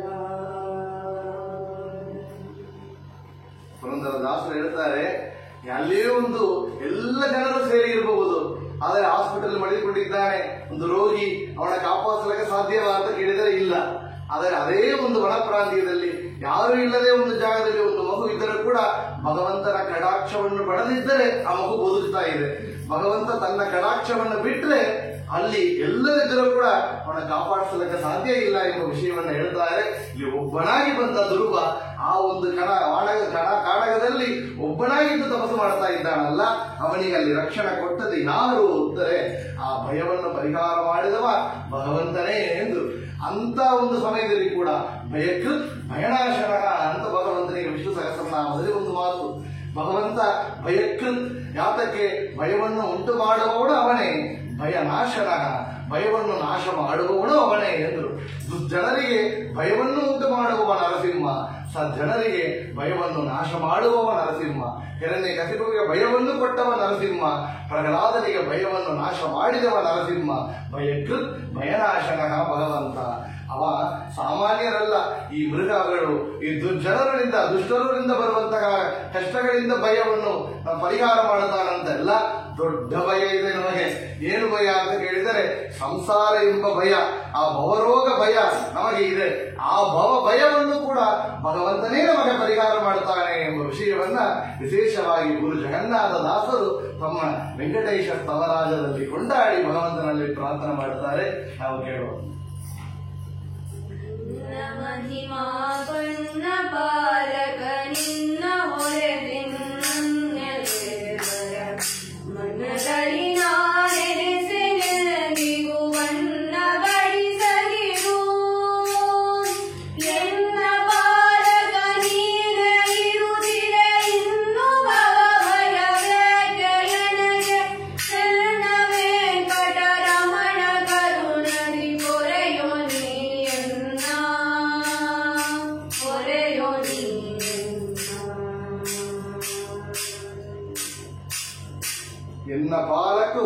ನಿನ್ನ ಪಾಲಕನಾಗಿ ನೀನು ಇರುತ್ತಿರೆ ನನಗೇನು ಭಯ, ಭಯವೇ ಪರಿಹಾರವಾಗತ್ತೆ ಎಂಬ ವಿಷಯವನ್ನ ಗುರು ಜಗನ್ನಾಥದಾಸರು ಹೇಳುತ್ತಾರೆ. ನಮಗೆ ರಕ್ಷಣೆ ಮಾಡಲಿಕ್ಕಾಗಿ ಭಗವಂತ ವೆಂಕಟೇಶ ನೀ ಇದ್ದರೆ ನನಗೆ ಏನು ಭಯ, ಭಯವನ್ನು ಕೂಡ ಪರಿಹಾರ ಮಾಡಿಕೊಳ್ಳುತ್ತೇನೆ ಎಂಬ ವಿಷಯವನ್ನ ಗುರು ಜಗನ್ನಾಥದಾಸರು ಇಲ್ಲಿ ಹೇಳ್ತಾ ಇದ್ದಾರೆ. ಆ ಎಲ್ಲ ಆಪತ್ತುಗಳನ್ನು ಕಳೆದುಕೊಂಡ ಅಲ್ಲಿ ಧ್ರುವರಾಯ ಯಾವಂಗೆ ಅಂತ ಕೇಳಿದರೆ ಅವನಿಗೆ ಒಂದು ಬಲ ಇತ್ತಂತೆ. ಏನು ಬಲ? ಅವನಿಗೆ ಯಾರು ಸೆಕ್ಯೂರಿಟಿ ಗಾರ್ಡ್ ಇದ್ದರ ಅಲ್ಲ, ರಾಣವ ಸೈನ್ಯಗಳಲ್ಲಿ ಇತ್ತ. ಯಾರು ಬಲವಾಗಿದ್ದರು ಅಂತ ಕೇಳಿದರೆ ಪುರಂದರದಾಸರು ಹೇಳಿದ್ರು ಒಂದು ಬಲ ಇತ್ತು ಅವನಿಗೆ, ನಾಮದ ಬಲ ಅಂತ ಹೇಳಿದ್ರು. ಭಗವಂತನ ನಾಮದ ಬಲ ಹೊಂದಿದ್ದರೆ ಸಾಕು, ನೀನ್ಯಾಕೋ ನಿನ್ನ ಹಂಗ್ಯಾಕೋ ನೀನ್ಯಾಕೋ ನಿನ್ನ ಹಂಗ್ಯಾಕೋ ನಿನ್ನ ನಾಮದ ಬಲ ಒಂದು ಇದ್ದರೆ ಸಾಕೋ, ನೀನ್ಯಾಕೋ ನಿನ್ನ ಹಂಗ್ಯಾಕೋ.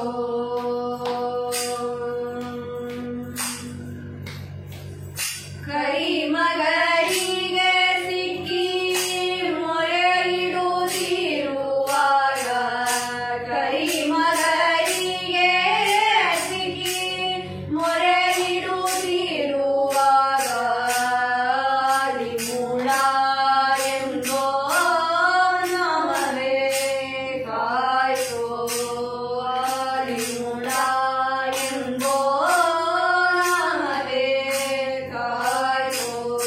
ನೀನ್ಯಾಕೋ ನಿನ್ನ ಹಂಗ್ಯಾಕೋ.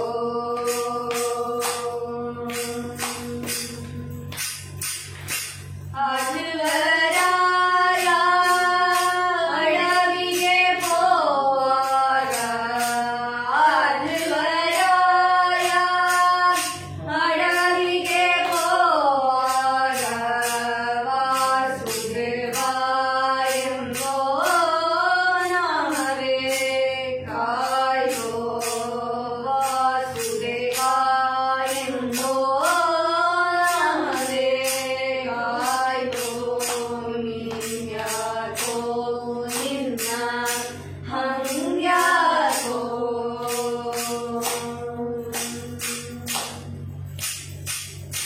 ಬಾಲೆಯ ಸಭೆಯಲ್ಲಿ ಸೀರೆಯ ಸೆಳೆವಾಗ, ಬಾಲೆಯ ಸಭೆಯಲ್ಲಿ ಸೀರೆಯ ಸೆಳೆವಾಗ ಕೃಷ್ಣ ಕೃಷ್ಣ ಎಂದೋ ನಾಮವೇ ಕಾಯ್ತೋ, ಕೃಷ್ಣ ಕೃಷ್ಣ ಎಂದೋ ನಾಮವೇ ಕಾಯ್ತೋ. ನೀನ್ಯಾಕೋ ನಿನ್ನ ಹಂಗ್ಯಾಕೋ.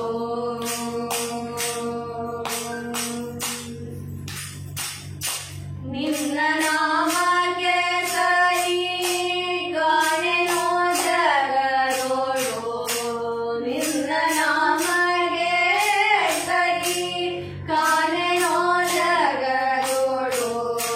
ಗಣಮಹಿಮ ಶ್ರೀ ಪುರಂದರ ವಿಠಲ, ಗಣಮಹಿಮ ಶ್ರೀ ಪುರಂದರ ವಿಠಲ.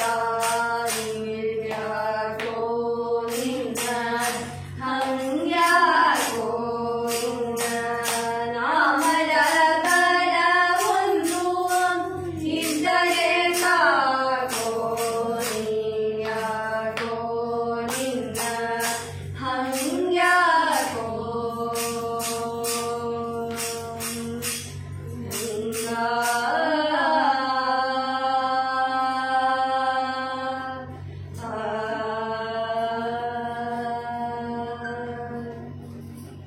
ಪ್ರಹ್ಲಾದನಿಗೆ ಅಂತ ಭಯವನ್ನು ತೋರಿಸಿದಾಗ, ಹಿರಣ್ಯಕಶಿಪು ಅಷ್ಟು ಕಷ್ಟಗಳನ್ನು ಪಟ್ಟಾಗ ಅವನ ರಕ್ಷಣೆ ಮಾಡಿದ್ದು ಯಾರು?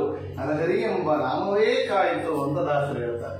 ಅಂತ ದ್ರೌಪದಿಗೆ ಅಂತ ಸಭೆಯಲ್ಲಿ ಅವಮಾನವನ್ನು ಮಾಡಿದಾಗ ಕೃಷ್ಣ ಕೃಷ್ಣ ಎಂಬ ನಾಮವೇ ಕಾಯಿತು ಅಂತ ದಾಸರು ಹೇಳುತ್ತಾ ಅದೇ ರೀತಿಯಲ್ಲಿ ಆ ಧ್ರುವರಾಯ ಅಡವಿಗೆ ಹೋಗುವಾಗ ವನದಲ್ಲಿ ಒಬ್ಬ ಮಾತ್ರ ಇದ್ದಾಗ ಕೂಡ ಅವನಿಗೆ ಬಂದ ಎಲ್ಲ ಬಗೆಗಳನ್ನು ಪರಿಹರಿಸಿ ಆ ಧ್ರುವನನ್ನ ರಕ್ಷಣೆ ಮಾಡಿದ್ದು ಯಾರು ಅಂತ ಕೇಳಿದರೆ ವಾಸುದೇವ ಎಂಬ ನಾಮವೇ ಬೇಕಾಯಿತು ಅಂತ ನಾರದರು ಹೇಳಿದಂತಹ ದ್ವಾದಶಾಕ್ಷರ ಮಂತ್ರವನ್ನ ಬಿಡದೇ ಜಪ ಮಾಡಿದ ಧ್ರುವನಿಗೆ ಓಂ ನಮೋ ಭಗವತೆ ವಾಸುದೇವಾಯ ಎಂದು ಮತ್ತು ಜಪ ಮಾಡಿ ಧ್ಯಾನವನ್ನು ಮಾಡಿದ ಧ್ರುವನಿಗೆ ವಾಸುದೇವ ಎಂಬ ನಾಮವೇ ಬೇಕಾಯಿತು ಅಂತ ದಾಸರು ಹೇಳಿ ಅಂದ ನಾಮದ ಬಲವೇ ಅವನಿಗೆ ಬಲವಾಗಿತ್ತು ಅಂತ ಆ ಭಗವಂತನ ನಾಮವೇ ಅವನಿಗೆ ಬಲವಾಗಿತ್ತು, ರಕ್ಷಣೆಯನ್ನು ಮಾಡ್ತಾ ಇತ್ತು ಅಂತ ನೋಡುತ್ತೇವೆ.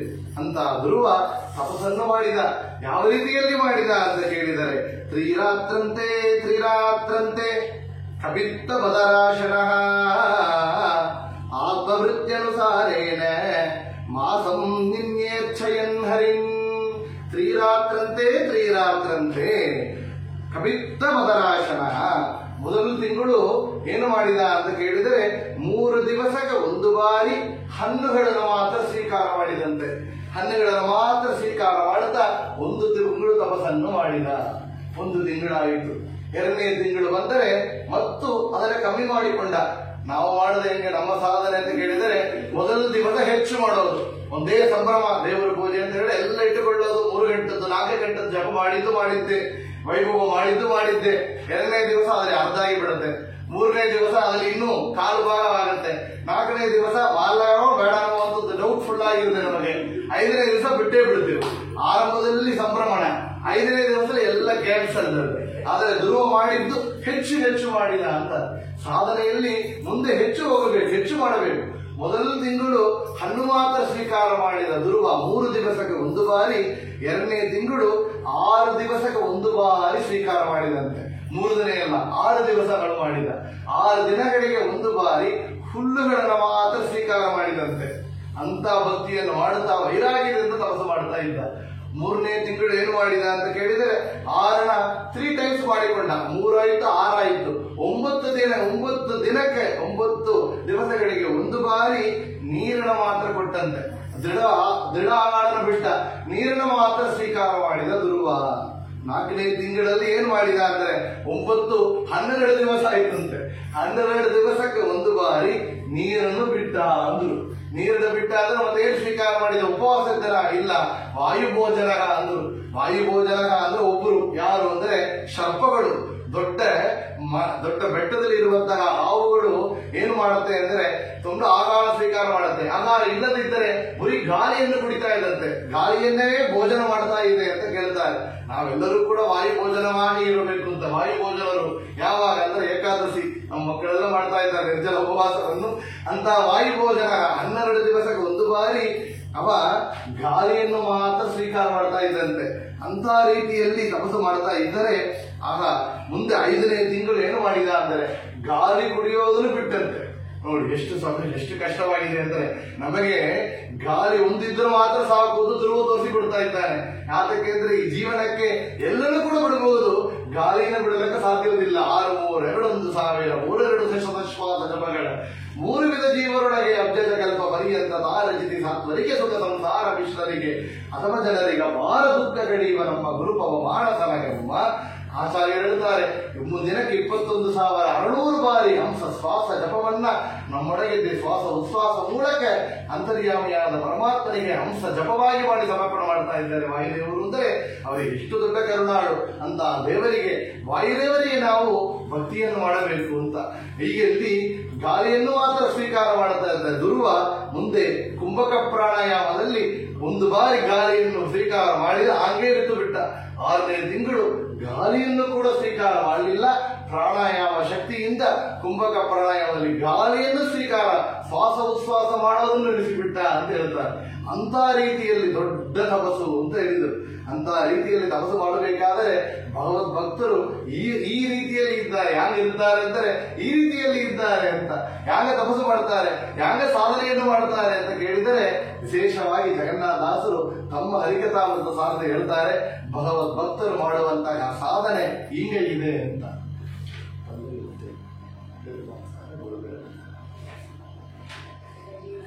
ಅಮೃತ ಸಾರ ಗುರುಗಳ ಕರುಣದಿಂದ ಕನಿತು ಬೇಡುವೆ ಪರಮ ಭಗವದ್ಪಾದ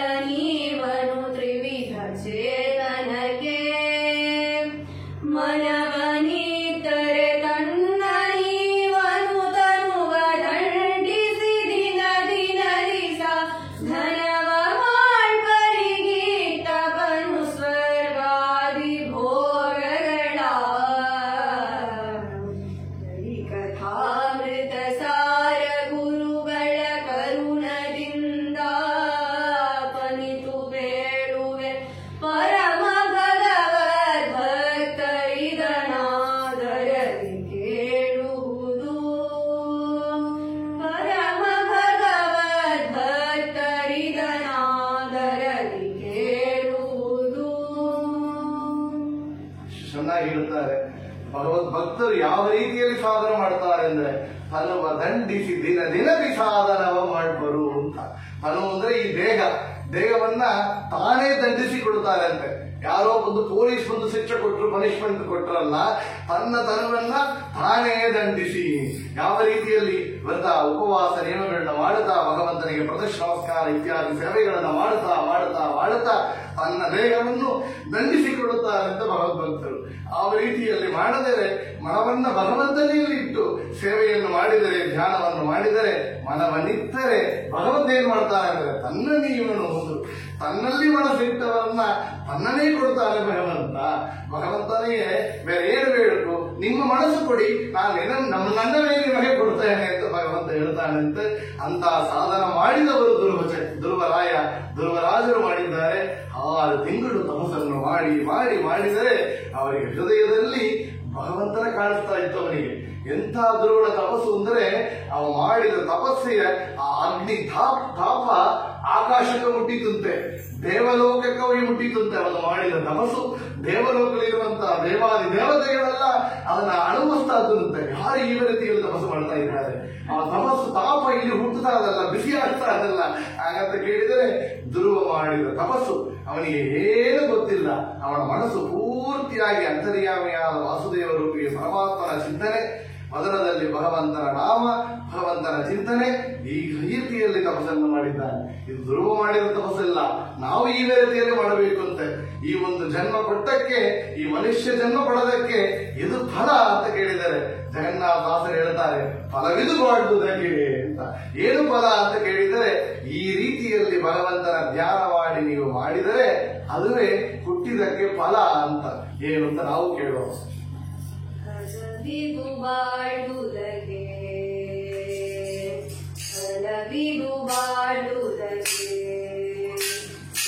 ನಿಲಯನ ಗುಣಗಳ ತಿಳಿದು ಭಜಿಸುವುದೇ ಫಲವಿದು ಬಾಳುವುದಕ್ಕೆ.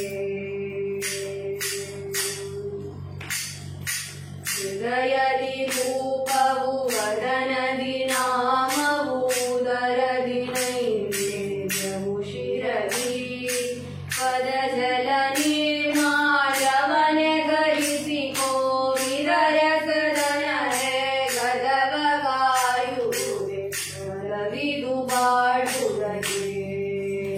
ಸಿರಿ ನಿಲಯನ ಗುಣಗಳ ತಿಳಿದು ಭಜಿಸುವುದೇ ಫಲವಿದು ಬಾಳುವುದಕ್ಕೆ. ಫಲವಿದು ಬಾಳುವುದಕ್ಕೆ ಸಿರಿ ನಿಲಯನ ಗುಣಗಳ ತಿಳಿದು ಭಜಿಸುವುದೇ ಅಂತ ಜಗನ್ನಾಥದಾಸ ಹೇಳ್ತಾರೆ ತಮ್ಮ ಹರಿಕಥಾಮೃತ ಸಾರದಲ್ಲಿ.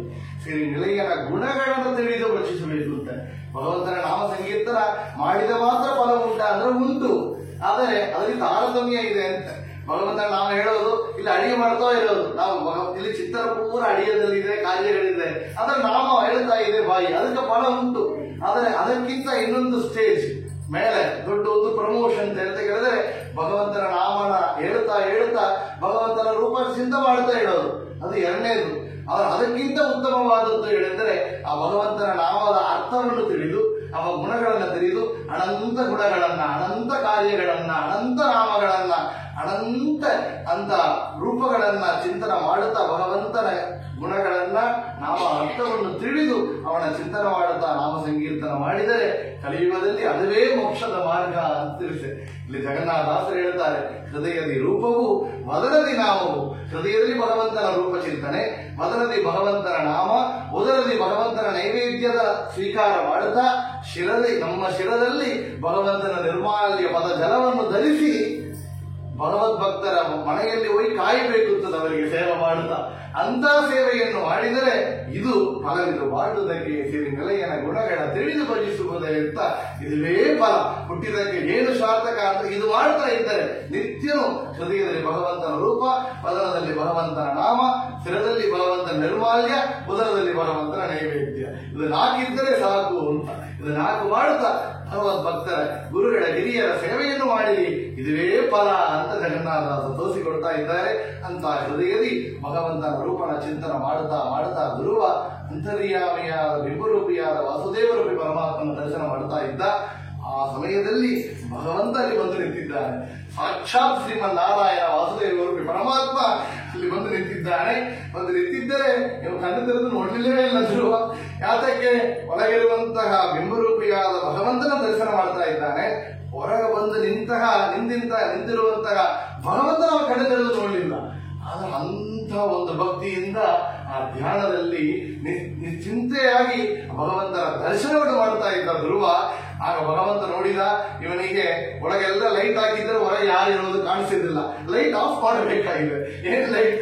ಒಳಗಿರುವಂತಹ ಬಿಂಬರೂಪಿಯಾದ ಪರಮಾತ್ಮನ ಭಗವಂತ ಅವನಿಗೆ ಕಾಣದೆ ಮರೆಸಿಬಿಟ್ರೆ ಹೊರಗೆ ಕಣ್ಣೇನೋ ಇಷ್ಟೊತ್ತು ಪ್ರಕಾಶವಾಗಿ, ಸೂರ್ಯ ಕೋಟಿ ಪ್ರಕಾಶವಾಗಿ ಭಗವಂತ ಕಾಣಿಸ್ತಾ ಇದ್ದಲ್ಲ, ಏನೋ ಕತ್ತಲೆ ಆಗಿರಲ್ಲ ಅಂತ ಆಗ ಅವನಿಗೆ ಎಚ್ಚರಿಕೆ ಆಯಿತು. ಕಣ್ಣನ ತೆರೆದ. ಏನು ವಾಸುದೇವ ರೂಪಿಯನ್ನ ನಾರದರು ಉಪದೇಶ ಮಾಡಿದನು, ಅದೇ ವಾಸುದೇವ ರೂಪಿಯನ್ನ ನೋಡುತ್ತಾ ಇದ್ದನು. ಅದೇ ವಾಸುದೇವ ರೂಪಿ ಪರಮಾತ್ಮ ಕಣ್ಣೆದರೆ ನಿಂತಿದ್ದಾನೆ. ತನ್ನ ಈ ಪ್ರಾಕೃತವಾದ ಕಣ್ಣಿನಿಂದ ಭಗವಂತನಲ್ಲಿ ನೋಡ್ತಾ ಇದ್ದಾನೆ. ಅಪ್ರಾಕೃತ ಭಗವಂತನ ಶರೀರವನ್ನು ನೋಡ್ತಾ ಇದ್ದಾನೆ. ಅಂದ್ರೆ ಏನು ಆನಂದ ಧ್ರುವಣೆ ಆಗಬೇಕು. ಸೂರ್ಯಕೋಟಿ ಪ್ರಕಾಶನಾದ ಭಗವಂತನ ಆ ಶಂಖಿ ಚಕ್ರ ಗದಾ ಪದ್ಮವನ್ನು ಧರಿಸಿದ ವಾಸುದೇವ ರೂಪಿ ಪರಮಾತ್ಮನ ಕಂಡ ಮಾತ್ರ ವಾದಿರಾಜರು ಕೊಂಡಾಡಿದಂತೆ, ಉಡುಪಿ ಕೃಷ್ಣನ ಕಂಡ ವಾದಿರಾಜರು ಕೊಂಡಾಡಿದಂತೆ ಕಂಡೆನ ಆ ಕೃಷ್ಣನ ಕಂಡೆ ಕಂಡೆ ಕಂಡೆ ಅಂತ ವಾದಿರಾಜರು ಕೊಂಡಾಡಿದಂತೆ ಧ್ರುವ ಆನಂದದಿಂದ ಆ ಅನುಭವವನ್ನು ನೋಡ್ತಾ ಇದ್ದ. ಧ್ರುವ ವಾಸುದೇವ ಪರಮಾತ್ಮನ ದರ್ಶನವನ್ನು ನೋಡಿದ, ಆನಂದದಿಂದ ಕೊಂಡಾಡಿದ ಅಂತ ನೋಡುತ್ತೇವೆ. ಕಂಡೆ ಕಂಡನೋ ಕೃಷ್ಣ ನಿನ್ನಯ ದಿವ್ಯ ಮಂಗಳ ಮೂರ್ತಿಯ.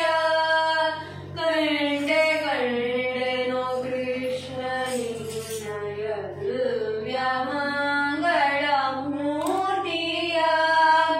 ಕಂಡು ಬದುಕಿದೆ ಎಂದು ನಾನು ಕರುಣಿಸೋ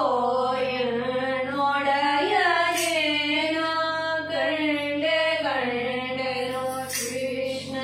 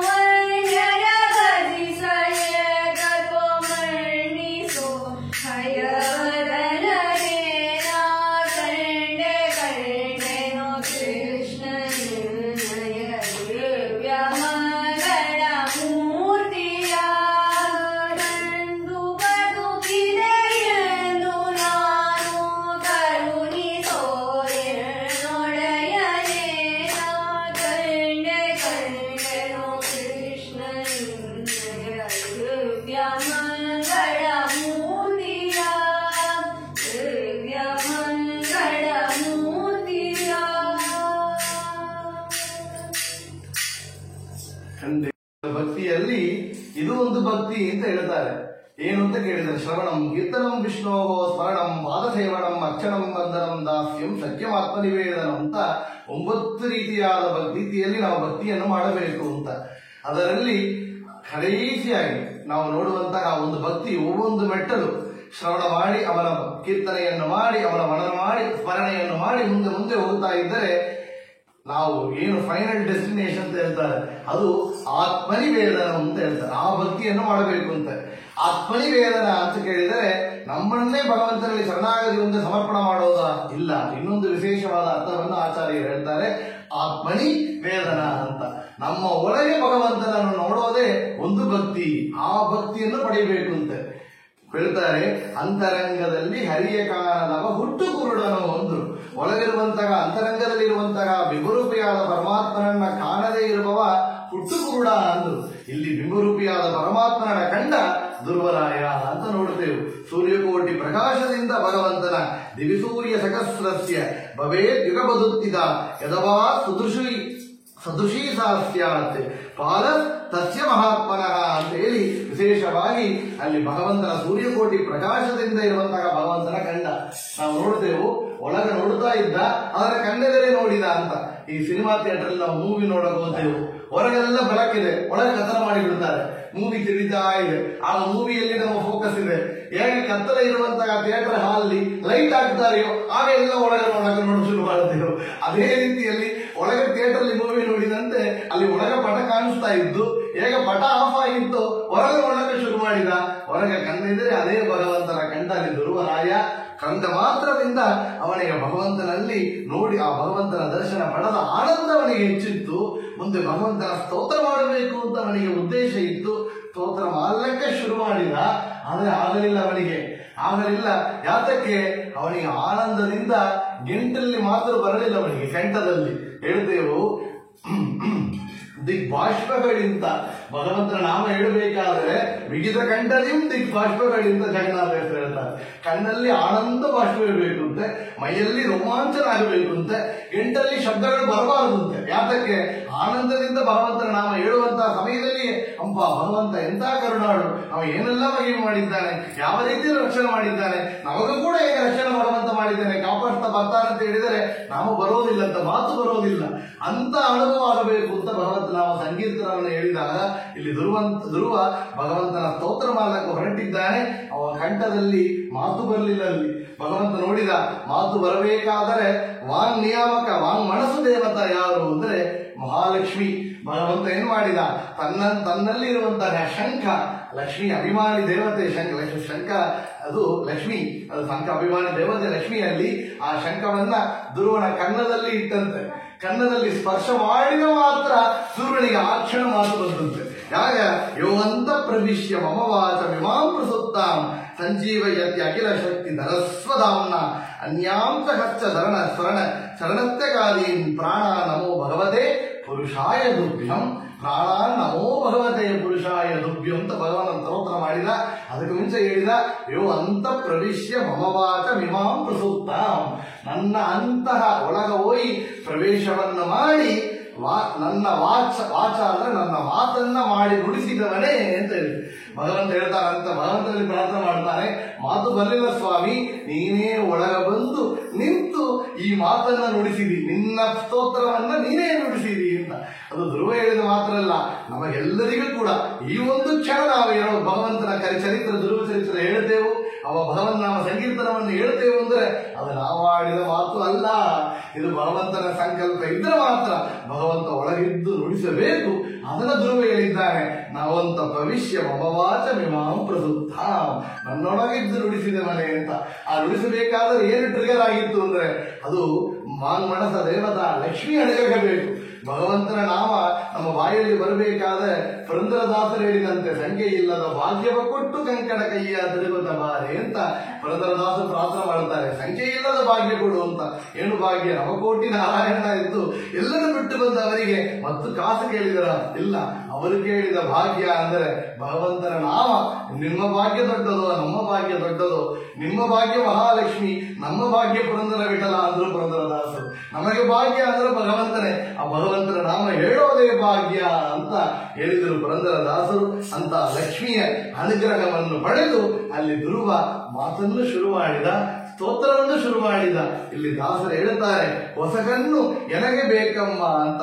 ಯಾತಕ್ಕೆ ಹೊಸ ಕಣ್ಣು ಬೇಕು? ಧ್ರುವನಿಗೆ ಹೊಸ ಕಣ್ಣಾಗಿತ್ತು. ಯಾತಕ್ಕೆ? ವಾಸುದೇವರನ್ನು ನೋಡುವಂತಹ ಕಣ್ಣು. ಅಂತ ಕಣ್ಣು ಜಗದಂಬೆ ಕೊಡುವ ಎಂದು ದಾಸರು ಲಕ್ಷ್ಮಿಯಲ್ಲಿ ಪ್ರಾರ್ಥನೆ ಮಾಡುತ್ತಾರೆ. ನಾವೆಲ್ಲೂ ಕೂಡ ಲಕ್ಷ್ಮಿಯಲ್ಲಿ ಪ್ರಾರ್ಥನೆ ಮಾಡಬೇಕು. ನಮಗೆ ಹೊಸ ಕಣ್ಣು ಬೇಕು, ನಮಗೆ ಒಳ್ಳೆ ಮಾತು ಬೇಕು. ಏನು ಮಾತು ಅಂದರೆ ನಿನ್ನ ಪತಿಯಾದ ಲಕ್ಷ್ಮೀಪತಿಯಾದ ಭಗವಂತನ ನಾಮವನ್ನು ಹೇಳುವಂತಹ ಆ ಒಂದು ಭಾಗ್ಯವನ್ನು ಕೊಡುವಂತ ನಾವು ಕೂಡ ಪ್ರಾರ್ಥನೆಯನ್ನು ಮಾಡೋಣ ಆ ಮಹಾಲಕ್ಷ್ಮಿಯಲ್ಲಿ. ಹೊಸ ಕಣ್ಣು ಎನಗೆ ಹಚ್ಚಳಿಬೇಕು ಜಗದಂಬ ವಸುದೇವ ಸುತನ ಕಾಂಬುದಕ್ಕೆ. ಹೊಸ ಕಣ್ಣು ಎನಗೆ ಹಚ್ಚಳಿಬೇಕು ಜಗದಂಬ ವಸುದೇವ ಸುತನ ಕಾಂಬುದಕ್ಕೆ. ಘಸನೆಯಾಗಿದೆ ಭವವಿಷಯವಾರಿಧಿಯೋಳು, ಘಸನೆಯಾಗಿದೆ ಭವವಿಷಯವಾರಿಧಿಯೋಳು, ಶಶಿಮುಖಿ ಕರುಣದಿ ಕಾಯೇ. ಹೊಸ ಕಣ್ಣು ಎನಗೆ ಹಚ್ಚಳಿಬೇಕು ಜಗದಂಬ ವಸುದೇವ ಸುತನ ಕಾಂಬುದಕ್ಕೆ.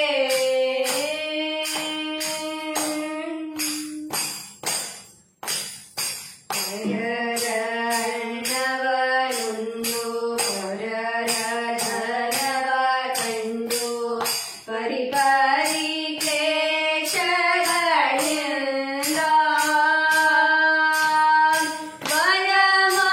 ವರಮಹಾಲಕ್ಷ್ಮಿ ನಿನ್ನ ಚರಣವ ಮೊರೆ ಹೋಕೆ ಕರುಣದಿ ಕಣ್ಣೆತ್ತಿ ನೋಡೆ.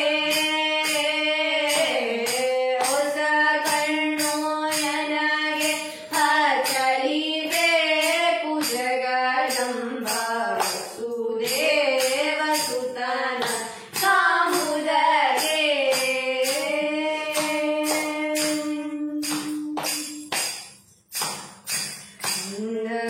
ಹಾಸಿನಿ ಭವ ಸಿಂಧೂರಿನೊಳಗಿತು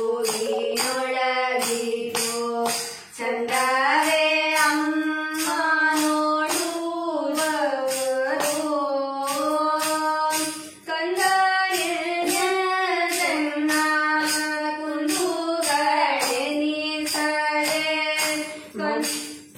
ಕಂದನಿರ್ಜನ ಕುಂದುಗಳೆನಿಸದೆ ಮಂದರೋದ್ಧರಣ ತೋರಮ್ಮ. ಹೊಸ ಕಣ್ಣು ಎನಗೆ ಹಚ್ಚಳಿಬೇಕು ಜಗದಂಬ ವಸುದೇವ ಸುತನ ಕಾಂಬುದಕ್ಕೆ.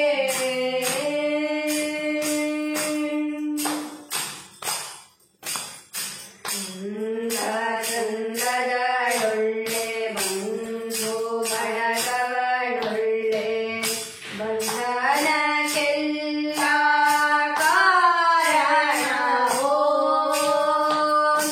ಇಂದಿರೇಶನ ಪಾದ ದ್ವಂದ್ವವ ತೋರಿ ಮಂದಿರದೊಳು ಬಂದು ನಿಲ್ಲೆ.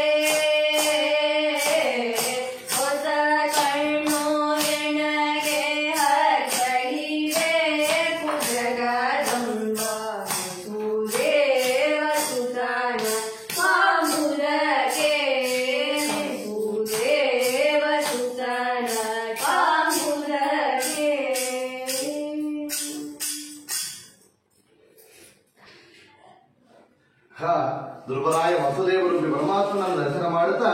ಇಲ್ಲಿ ವಿಶೇಷವಾಗಿ ಒಂದು ವಿಷಯವನ್ನು ನಾವು ತಿಳಿತೇವೆ. ಭಗವಂತ ಒಳಗ ಪ್ರವೇಶವನ್ನು ಮಾಡಿ ಅಲ್ಲಿ ಮಾತನ್ನು ನುಡಿಸಿದ ಅಂತ. ತೇನವಿನ ತೃಣಮಪಿನ ಚಲತಿ ಇಂಥ ಶಾಸ್ತ್ರ ಮಾತು, ಉಪನಿಷತ್ತುಗಳ ಮಾತು. ಏನೊಂದೇ ಕಾರ್ಯವನ್ನು ನಡೆಯಬೇಕಾದರೆ ಭಗವಂತ ಮಾಡಿಸಿದರೆ ಮಾತ್ರ ಸಾಧ್ಯ. ಒಬ್ಬನಲ್ಲಿ ನಿಂತಾಡುವನು, ಮತ್ತೊಬ್ಬನಲ್ಲಿ ನೋಡುವನು, ಬೇಡುವನು, ನೀಡುವನು ಅಂತ ಎಲ್ಲನೂ ಕೂಡ ಭಗವಂತನೇ ಮಾಡ್ತಾ ಇದ್ದಾನೆ ಅಂತ ಜಗನ್ನಾಥ ದಾಸರು ತಮ್ಮ ಹರಿಕಥಾಮೃತ ಸಾರದಲ್ಲಿ ತೋರಿಸಿದ್ದಾರೆ. ಆಗ ಭಗವಂತ ಧ್ರುವ ನಿಂಗೆ ಏನು ಬರಬೇಕು ಅಂತ ಕೇಳಿದಾಗ ನೋಡಿ 6 ತಿಂಗಳು ತಪಸ್ಸನ್ನು ಮಾಡಿದ್ದಾರೆ. ಎಷ್ಟು ಉತ್ಸಾಹದಿಂದ ಅಷ್ಟು ಕಠಿಣವಾದ ತಪಸ್ಸನ್ನು ಮಾಡಿದ ಧ್ರುವ ನಿನಗೆ ಏನು ಬರಬೇಕು ಅಂತ ಕೇಳಿದರೆ ಏನು ಕೇಳಿರಬಹುದು, ಎಲ್ಲನೇ ಕೊಳ್ಳಕ್ಕೆ ಭಗವಂತ ಸಿದ್ಧವಾಗಿದ್ದಾನೆ. ಅಷ್ಟು ಹೇಳಿದು ಆದರೆ ಭಗವಂತನಲ್ಲಿ ಸಿದ್ಧವಾಗಿದ್ದಾನೆ, ಭಗವಂತ ಕೊಳ್ಳಕ್ಕೆ ಸಿದ್ಧವಾಗಿದ್ದಾನೆ ಅಲ್ಲಿ ಭಕ್ತರಲ್ಲಿ. ಆದರೆ ಧ್ರುವ ಕೇಳಿದ ಮಾತು 5 ವಯಸ್ಸು ಮಗು. ಅವ ಯಾತಕ್ಕೆ ಬಂದ? ತನ್ನ ತಂದೆ ತನ್ನ ಮಡಿಯಲ್ಲಿ ತನ್ನ ಇಟ್ಟುಕೊಳ್ಳಿಲ್ಲ ಅಂತ ಕಲಗ ದುಬ್ಬಿದುಡು ಸುರುಚಿ. ತಂದೆಯ ಮಡಿಯಲ್ಲಿ ಕೂತಿಲ್ಲಕ್ಕಾಗಲಿಲ್ಲ. ತಾಯಿಯಲ್ಲಿ ಹೋಗಿ ಕೇಳಿದ ಸುನೀತಿಯಲ್ಲಿ ಆರಾಧನೆ ಅದು ಚಟಪಾದ ಪದ್ಮ ಅಂತ ಭಗವಂತನ ಆರಾಧನೆ ಮಾಡು, ನನಗೆ ತಂದ ಮಡಿಯನ್ನು ಎಲ್ಲನೇ ಕೊಡ್ತಾನೆ ಭಗವಂತ ಅಂತ. ಇಲ್ಲಿ ಭಗವಂತ ಬಂದು ನಿಂತಿದ್ದಾನೆ. ಗುರುವಿನ ಉದ್ದೇಶ ಇಲ್ಲಿ ಪೂರ್ತಿಯಾಗಿದೆ. ಭಗವಂತನ ಕಾಣಬೇಕು ಅಂತ ಭಗವಂತ ಕಣ್ಣು ಮುಂದೆ ನಿಂತಿದ್ದಾನೆ. ಏನು ಹೇಳಬೇಕು ಅಂತ ಕೇಳ್ತಾ ಇದ್ದಾನೆ. ಇಲ್ಲಿ ಧ್ರುವ ಹೇಳಿದ ನನ್ನ ಅಪ್ಪನ ಮಡಿಯಲ್ಲಿ ಕೂಡಬೇಕು ಅಂತ. ಸಣ್ಣ ಮಗು ನೋಡಿ, ಭಗವಂತ ಅಪ್ಪನ ಮಡಿ ಇಲ್ಲ, ಈ ಭೂಲೋಕ ಇಲ್ಲ, ವೈಕುಂಠ ಮನೆ ಕೊಳ್ಳಕ್ಕೆ ಸಿದ್ಧವಾಗಿದ್ದಾನೆ. ಅಪ್ಪನ ಮಡಿಯಲ್ಲಿ ಕೂಡಬೇಕು ಅಂತ ಕೇಳಿದಕ್ಕೆ ಧ್ರುವನಿಗೆ ಅಲ್ಲಿ ಭಗವಂತ ಹೇಳ್ತಾನೆ, ಅಪ್ಪ ನಿನಗೆ ಅಪ್ಪನ ಮಡಿ ಏನು? ನಿನ್ನ ರಾಜ್ಯ, ನಿಮ್ಮ ಸಂಪತ್ತು ಅದು ಪೂರ್ತಿಯಾಗಿ ನೀನು ಯುವರಾಜನಾಗಿದ್ದಿ, ಮುಂದೆ ರಾಜವಾಗುತ್ತೀಯಪ್ಪ. ಅದು ಮಾತ್ರ ಇಲ್ಲ, 36,000 ವರ್ಷ ಈ ಭೂಮಂಡಲವನ್ನೇ ರಾಜ್ಯವಾಗಿದ್ದು ನೀ ಆಳುವಂತಹ ಒಂದು ಭಾಗ್ಯವನ್ನು ನನಗೆ ಕರುಣಿಸುತ್ತೇನೆ. ಮುಂದೆ 36,000 ವರ್ಷ ಈ ಭೂಮಂಡಲಕ್ಕೆ ರಾಜವಾಗಿದ್ದ ಆಮೇಲೆ ನಿನಗೆ ಪ್ರತ್ಯೇಕವಾಗಿ ಒಂದು ಮಂಡಲವನ್ನೇ ಕೊಡ್ತಾನೆ. ಧ್ರುವ ಮಂಡಲವನ್ನು ನಿರ್ಮಾಣ ಮಾಡಿ ಆ ಧ್ರುವ ಮಂಡಲಕ್ಕೆ ಅಧಿಪತಿಯಾಗಿದ್ದು ನೀನು ಅಲ್ಲಿ ಕೂಡುವ ಒಂದು ದೊಡ್ಡ ಭಾಗ್ಯವನ್ನು ಕರುಣಿಸುತ್ತೇನೆ. ಮುಂದೆ ಅದಕ್ಕಾಮಲೆ ನಿನಗೆ ವೈಕುಂಠದಲ್ಲಿ ಜಾಗವನ್ನು ಕೊಡುತ್ತೇನೆ ಅಂತ ಭಗವಂತ ಅಷ್ಟು ಕೊಟ್ಟು ಬಿಟ್ಟಂತೆ. ಅದಕ್ಕೆ ವಾದಿರಾಜರು ಹೇಳಿದ್ದು, ನನಗೆ ಏನು ಬೇಕು ಅಂತ ಕೇಳುವಂತಾಗ ಜ್ಞಾನ ನನಗಿಲ್ಲಪ್ಪ, ನನಗೆ ಏನು ಬೇಕು ಅಂತ ಕೇಳುವಂತಹ ಬುದ್ಧಿ ನನಗಿಲ್ಲ, ನನಗೆ ಏನು ಕೊಡಬೇಕು ಅದು ನೀ ಕೊಡು ಅಂತ. ಇವ ಧ್ರುವ 6 ತಿಂಗಳು ಅಷ್ಟು ಕಠಿಣವಾದ ತಪಸ್ಸನ್ನು ಮಾಡಿ ತಂದೆಯ ಮಡಿಯಲ್ಲಿ ಕೂಡಬೇಕು ಅಂತ ಕೇಳಿದರೆ ಭಗವಂತ ಇಡೀ ರಾಜ್ಯ ತಂದೆಯ ಮಡಿಯಲ್ಲಿ ಕೂಡೋದಿಲ್ಲ.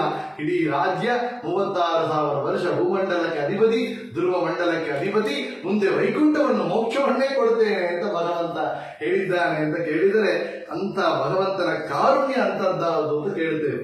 ಅಂತ ಭಕ್ತಿಯಿಂದ ಭಗವಂತನ ವರವನ್ನು ಪಡೆದ ಮುಂದೆ ಭಗವಂತ ಅಲ್ಲಿಂದ ಅದೃಶ್ಯರಾದ ಮತ್ತು ಕಾಲದಿಂದ ಆ ಮಧುವನಂದ ವಾಪಸ್ ಹೊರಟಿದ್ದಾನೆ ತಮ್ಮ ರಾಜ್ಯಕ್ಕೆ ಹೊರಡಬೇಕು ಅಂತ.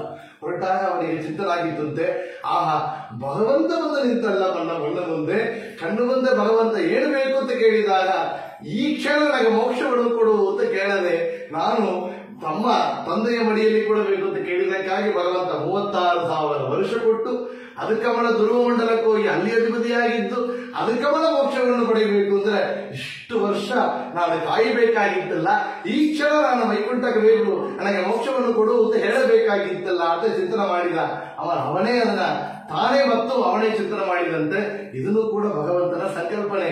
ಇಟ್ಟಾಂಗ ಇರುವನು ಹರಿಗೆ ಅಂತ ಅವರೇ ಮುಂದೆ ಕೃತಿಯನ್ನು ಮಾಡಿದ್ದಾರೆ. ಯಾತಕ್ಕೆ?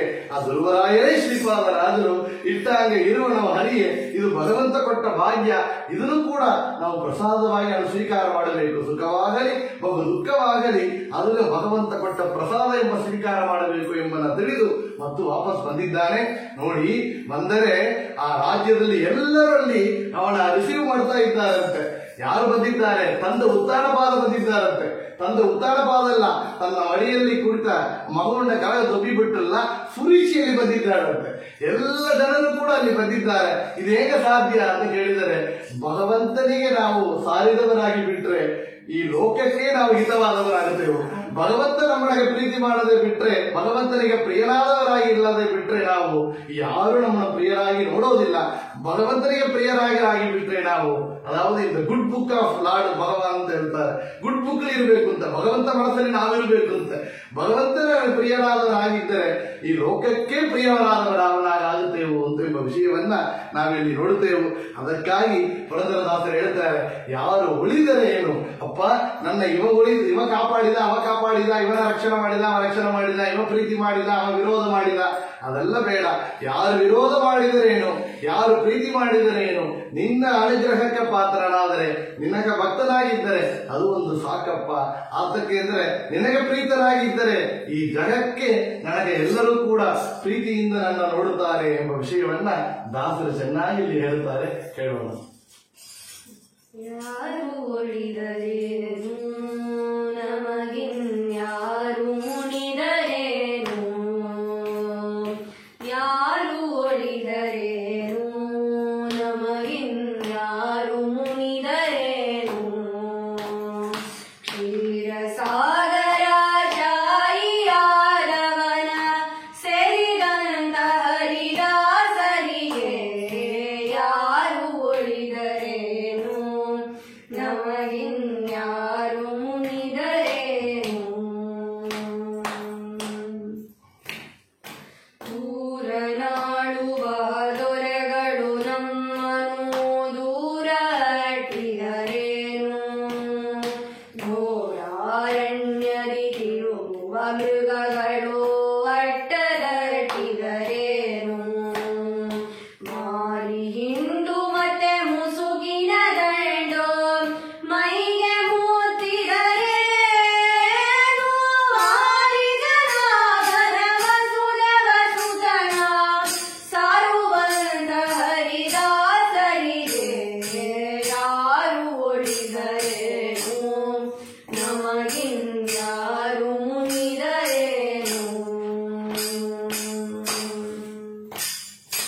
ಪಡೆದ ತಾಯಿ ತಂದೆ ನಮ್ಮೊಳು ಅಹಿತ ಮಾಡಿದರೇನು, ಮಡದಿ ಮಕ್ಕಳು ಮನೆಯ ನೆಂಟರು ಮುನಿಸುಗುಟ್ಟಿದರೇನು, ಹೊರನಾಡುವ ಗೆಳೆಯರು ನನ್ನೊಳಗೆ ವೈರವ ಬೆಳೆಸಿದರೇನು,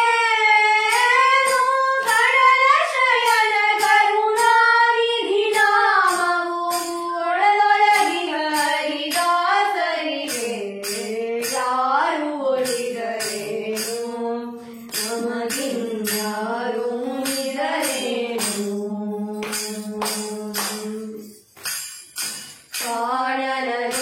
ಕಾಣನದೊಳಗರಿದಾಡುವ ಸರ್ಪವು ಕಾಲಿಗೆ ಕೂತಿದರೇನು, ಜೇನಿನಂದರಿ ಕೀಟ ಕೃಮಿಗಳು ಚರ್ಮಕ್ಕೆ ಮೂತಿದರೇನು, ಭಾನುನಂದನ ಬುಧಮಗಳರ ಬಲವು ತಪ್ಪಿದರೇನು,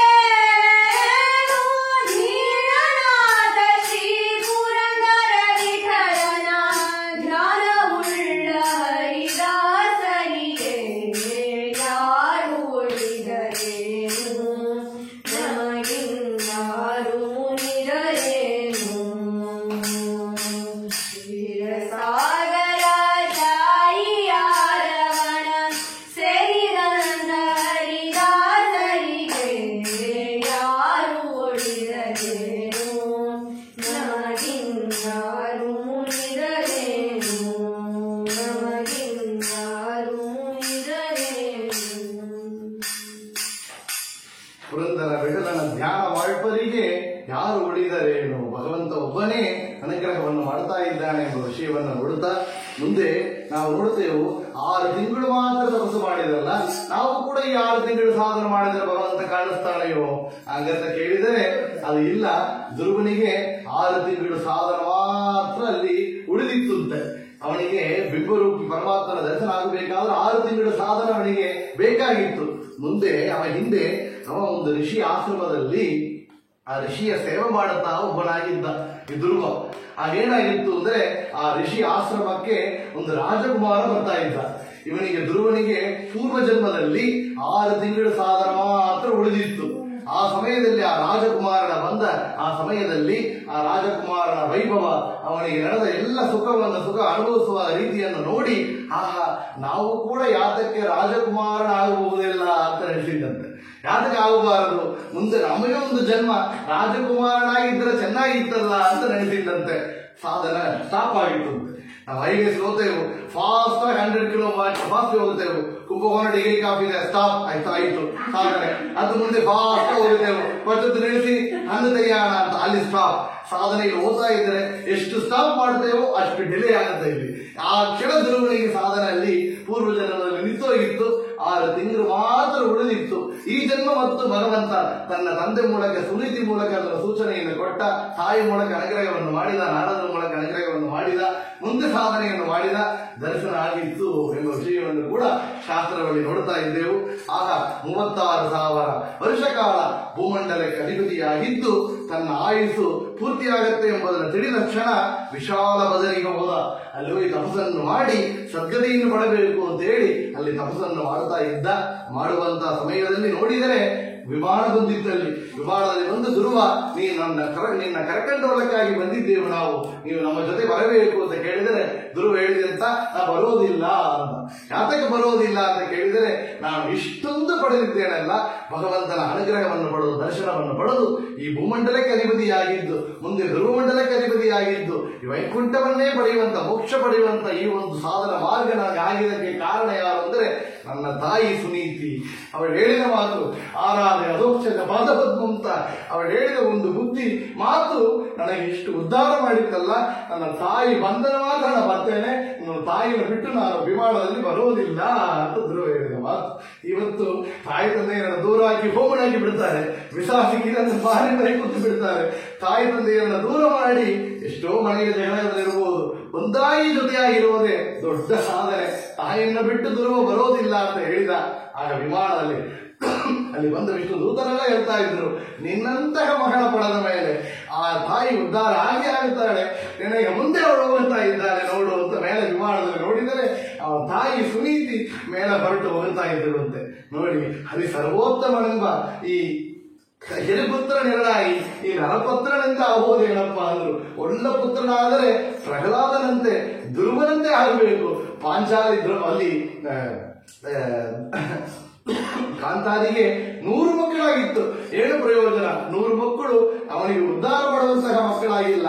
ಪುತ್ರ ಅಂತ ಹೇಳಿದರೆ ನಮಗೆ ನರಕದಿಂದ ತಪ್ಪಿಸುವಂತ ಮಕ್ಕಳಾಗಿರ್ಬೇಕು ಅಂತ ಪುತ್ರನಾದ ಧ್ರುವ ಅಲ್ಲಿ ತನ್ನ ತಾಯಿಯನ್ನು ಕೂಡ ಉದ್ಧಾರ ಮಾಡುವಂತಹ ಪ್ರಾರ್ಥನೆಯನ್ನು ಮಾಡಿದ. ಧ್ರುವನಿಗೆ ಅಂತ ಭಾಗ್ಯವನ್ನು ಭಗವಂತ ಕರುಣಿಸಿದ ಅಂತ ಹೇಳ್ತಾರೆ. ಅಂತ ಧ್ರುವರಾಯೇ ನೋಡಿ, ಸ್ತ್ರೀಗಳಿಗಾಗಿ ವಿಶೇಷವಾಗಿ ರಂಗವಿಠಲ ಮುದ್ರೆಯಿಂದ ಕೃತಿಗಳ ರಚನೆ ಮಾಡಿದಂತಹ ಕನ್ನಡ ಹರಿವಾಯು ಸ್ತುತಿಯನ್ನು ಕೊಟ್ಟಂತಹ ಶ್ರೀಪಾದರಾಜರಾಗಿ ದಾಸ ಸಾಹಿತ್ಯ ಪಿತಾಮರಾಗಿ ಇಲ್ಲಿ ಅವತಾರವನ್ನು ಮಾಡಿ ಕಲಿಯುಗದಲ್ಲಿ ಅಷ್ಟೊಂದು ಕೃತಿಗಳನ್ನ, ಶಾಸ್ತ್ರವನ್ನ, ಸರ್ವಮೂಲ ಗ್ರಂಥ, ಟೀಕಾ ಟಿಪ್ಪಣಿ ಗ್ರಂಥಗಳ ಸಾರವನ್ನ ಕನ್ನಡ ಕೃತಿಗಳಾಗಿ ಕೊಟ್ಟಿದ್ದಾರೆ. ಅಂತಹ ಶ್ರೀಪಾದರಾಜರನ್ನ ನಾವು ಮಹಿಮೆ ಸಾಳದೆ ಎಂದು ನಾವು ಪ್ರಾರ್ಥನೆಯನ್ನು ಮಾಡೋಣ.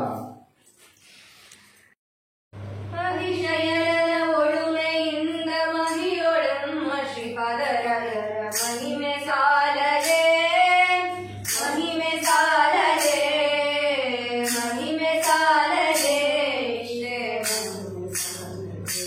ಇಷ್ಟೇ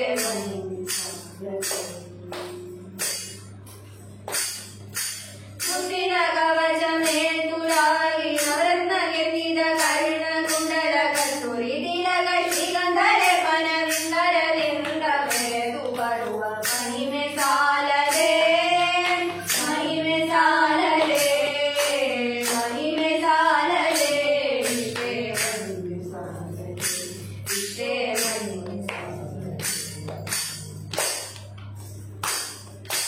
ನಿದ್ರೆಗೆ ಬ್ರಹ್ಮತ್ಯ ದೋಷ ಬರಲು ಕ್ಷಿಪ್ರ ಶಂಕೋದಗದಿ ಕಡೆ ಅಪ್ರಬುಧರು ದುಷಿಷೆಗರಣ ಕಪು ವಸನ ವಸನ ಮಾಡಿದ ಮಹಿಮೆ ಸಾಲದೆ ಮಹಿಮೆ ಸಾಲದೆ ಮಹಿಮೆ ಸಾಲದೆ ಇಷ್ಟೇ ಮಹಿಮೆ ಸಾಲದೆ ಇಷ್ಟೇ ಮಹಿಮೆ ಸಾಲದೆ ಹರಿಗೆ ಸಮರ್ಪಿಸಿದ ನಾನಾ ಪರಿ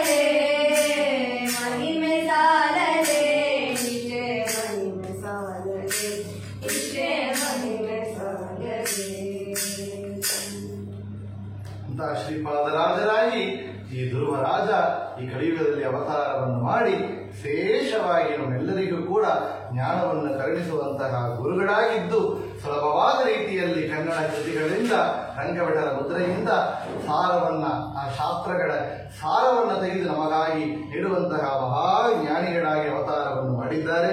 ಅಂತಹ ವಿಶೇಷವಾದ ಈ ಒಂದು ಧ್ರುವ ಚರಿತ್ರೆಯನ್ನ ನಾವು ಈ ಒಂದು ಸಮಯದಲ್ಲಿ ವಿಶೇಷವಾದ ಪರ್ವಕಾಲದಲ್ಲಿ ನಾವು ಕೇಳಿದ್ದೆವು ಅಂದರೆ ಇದನ್ನ ಇಂತಹ ವಿಷಯದಲ್ಲಿ ಎಲ್ಲರಿಗೂ ಕೂಡ ಇದನ್ನ ಶ್ರವಣ ಮಾಡಿದ ಎಲ್ಲ ಭಕ್ತ ಜನರಿಗೂ ವಿಶೇಷವಾಗಿ ಧ್ರುವಾಂತರ್ಯಾಮಿಯಾದ ಭಾರತೀಯ ರಮಣ ಮುಖ್ಯ ಪ್ರಾಣ ಅಂತರ್ಗತ ಆ ವಾಸುದೇವರೂಪಿ ಪರಮಾತ್ಮ ವಿಶೇಷವಾಗಿ ಜ್ಞಾನಭಕ್ತಿ ವೈರಾಗ್ಯವನ್ನು ಕರುಣಿಸಲಿ, ನಮ್ಮೆಲ್ಲರಿಗೂ ಕೂಡ ಆಯುಷ್ಯ ಆರೋಗ್ಯವನ್ನು ಕೊಟ್ಟು ನಮ್ಮ ಸಕಾಲದಲ್ಲಿ ವಿವಾಹ ಆಗದೇ ಇರುವವರಿಗೆ ವಿವಾಹವನ್ನು ಮಾಡಿಕೊಟ್ಟು ಸಂತಾನ ಬೇಡುವವರಿಗೆ ಸಂತಾನವಾಗಲಿ, ಹುಟ್ಟಿದ ಮಕ್ಕಳೆಲ್ಲ ಕೂಡ ಶ್ರೀಪಾದರಾಜರ ಭಕ್ತರಾಗಿ ಮುಖ್ಯ ಪ್ರಾಣದ ನಾರಾಯಣ ವಾಸುದೇವನ ಭಕ್ತರಾಗಿರುವಂತಹ ಭಾಗ್ಯವನ್ನು ಕರುಣಿಸಲಿ, ನಮಗಿರುವಂತಹ ರೋಗ ರುಜಿನಗಳೆಲ್ಲ ಪರಿಹಾರವನ್ನು ಮಾಡಲಿ, ವಿಶೇಷವಾಗಿ ಭಗವಂತನಲ್ಲಿ ವಿಶೇಷವಾಗಿ ನಮಗೆ ಭಕ್ತಿಯನ್ನು ನೀಡಲಿ, ಜ್ಞಾನಭಕ್ತಿ ವೈರಾಗ್ಯವನ್ನು ಕರುಣಿಸಲಿ ಅಂತ ಪ್ರಾರ್ಥನೆ ಮಾಡುತ್ತಾ ಈ ಒಂದು ಜ್ಞಾನ ಕಾರ್ಯದಲ್ಲಿ ಪಾಲ್ಗೊಂಡಿರುವ ನಮ್ಮ ಮಕ್ಕಳಾದ ಶ್ವೇತಾ ಮತ್ತು ಅಂಜನಾವಿಗೆ ಕೂಡ ದೀರ್ಘಾಯುಷ್ಯ ಆರೋಗ್ಯವನ್ನು ಕೊಟ್ಟು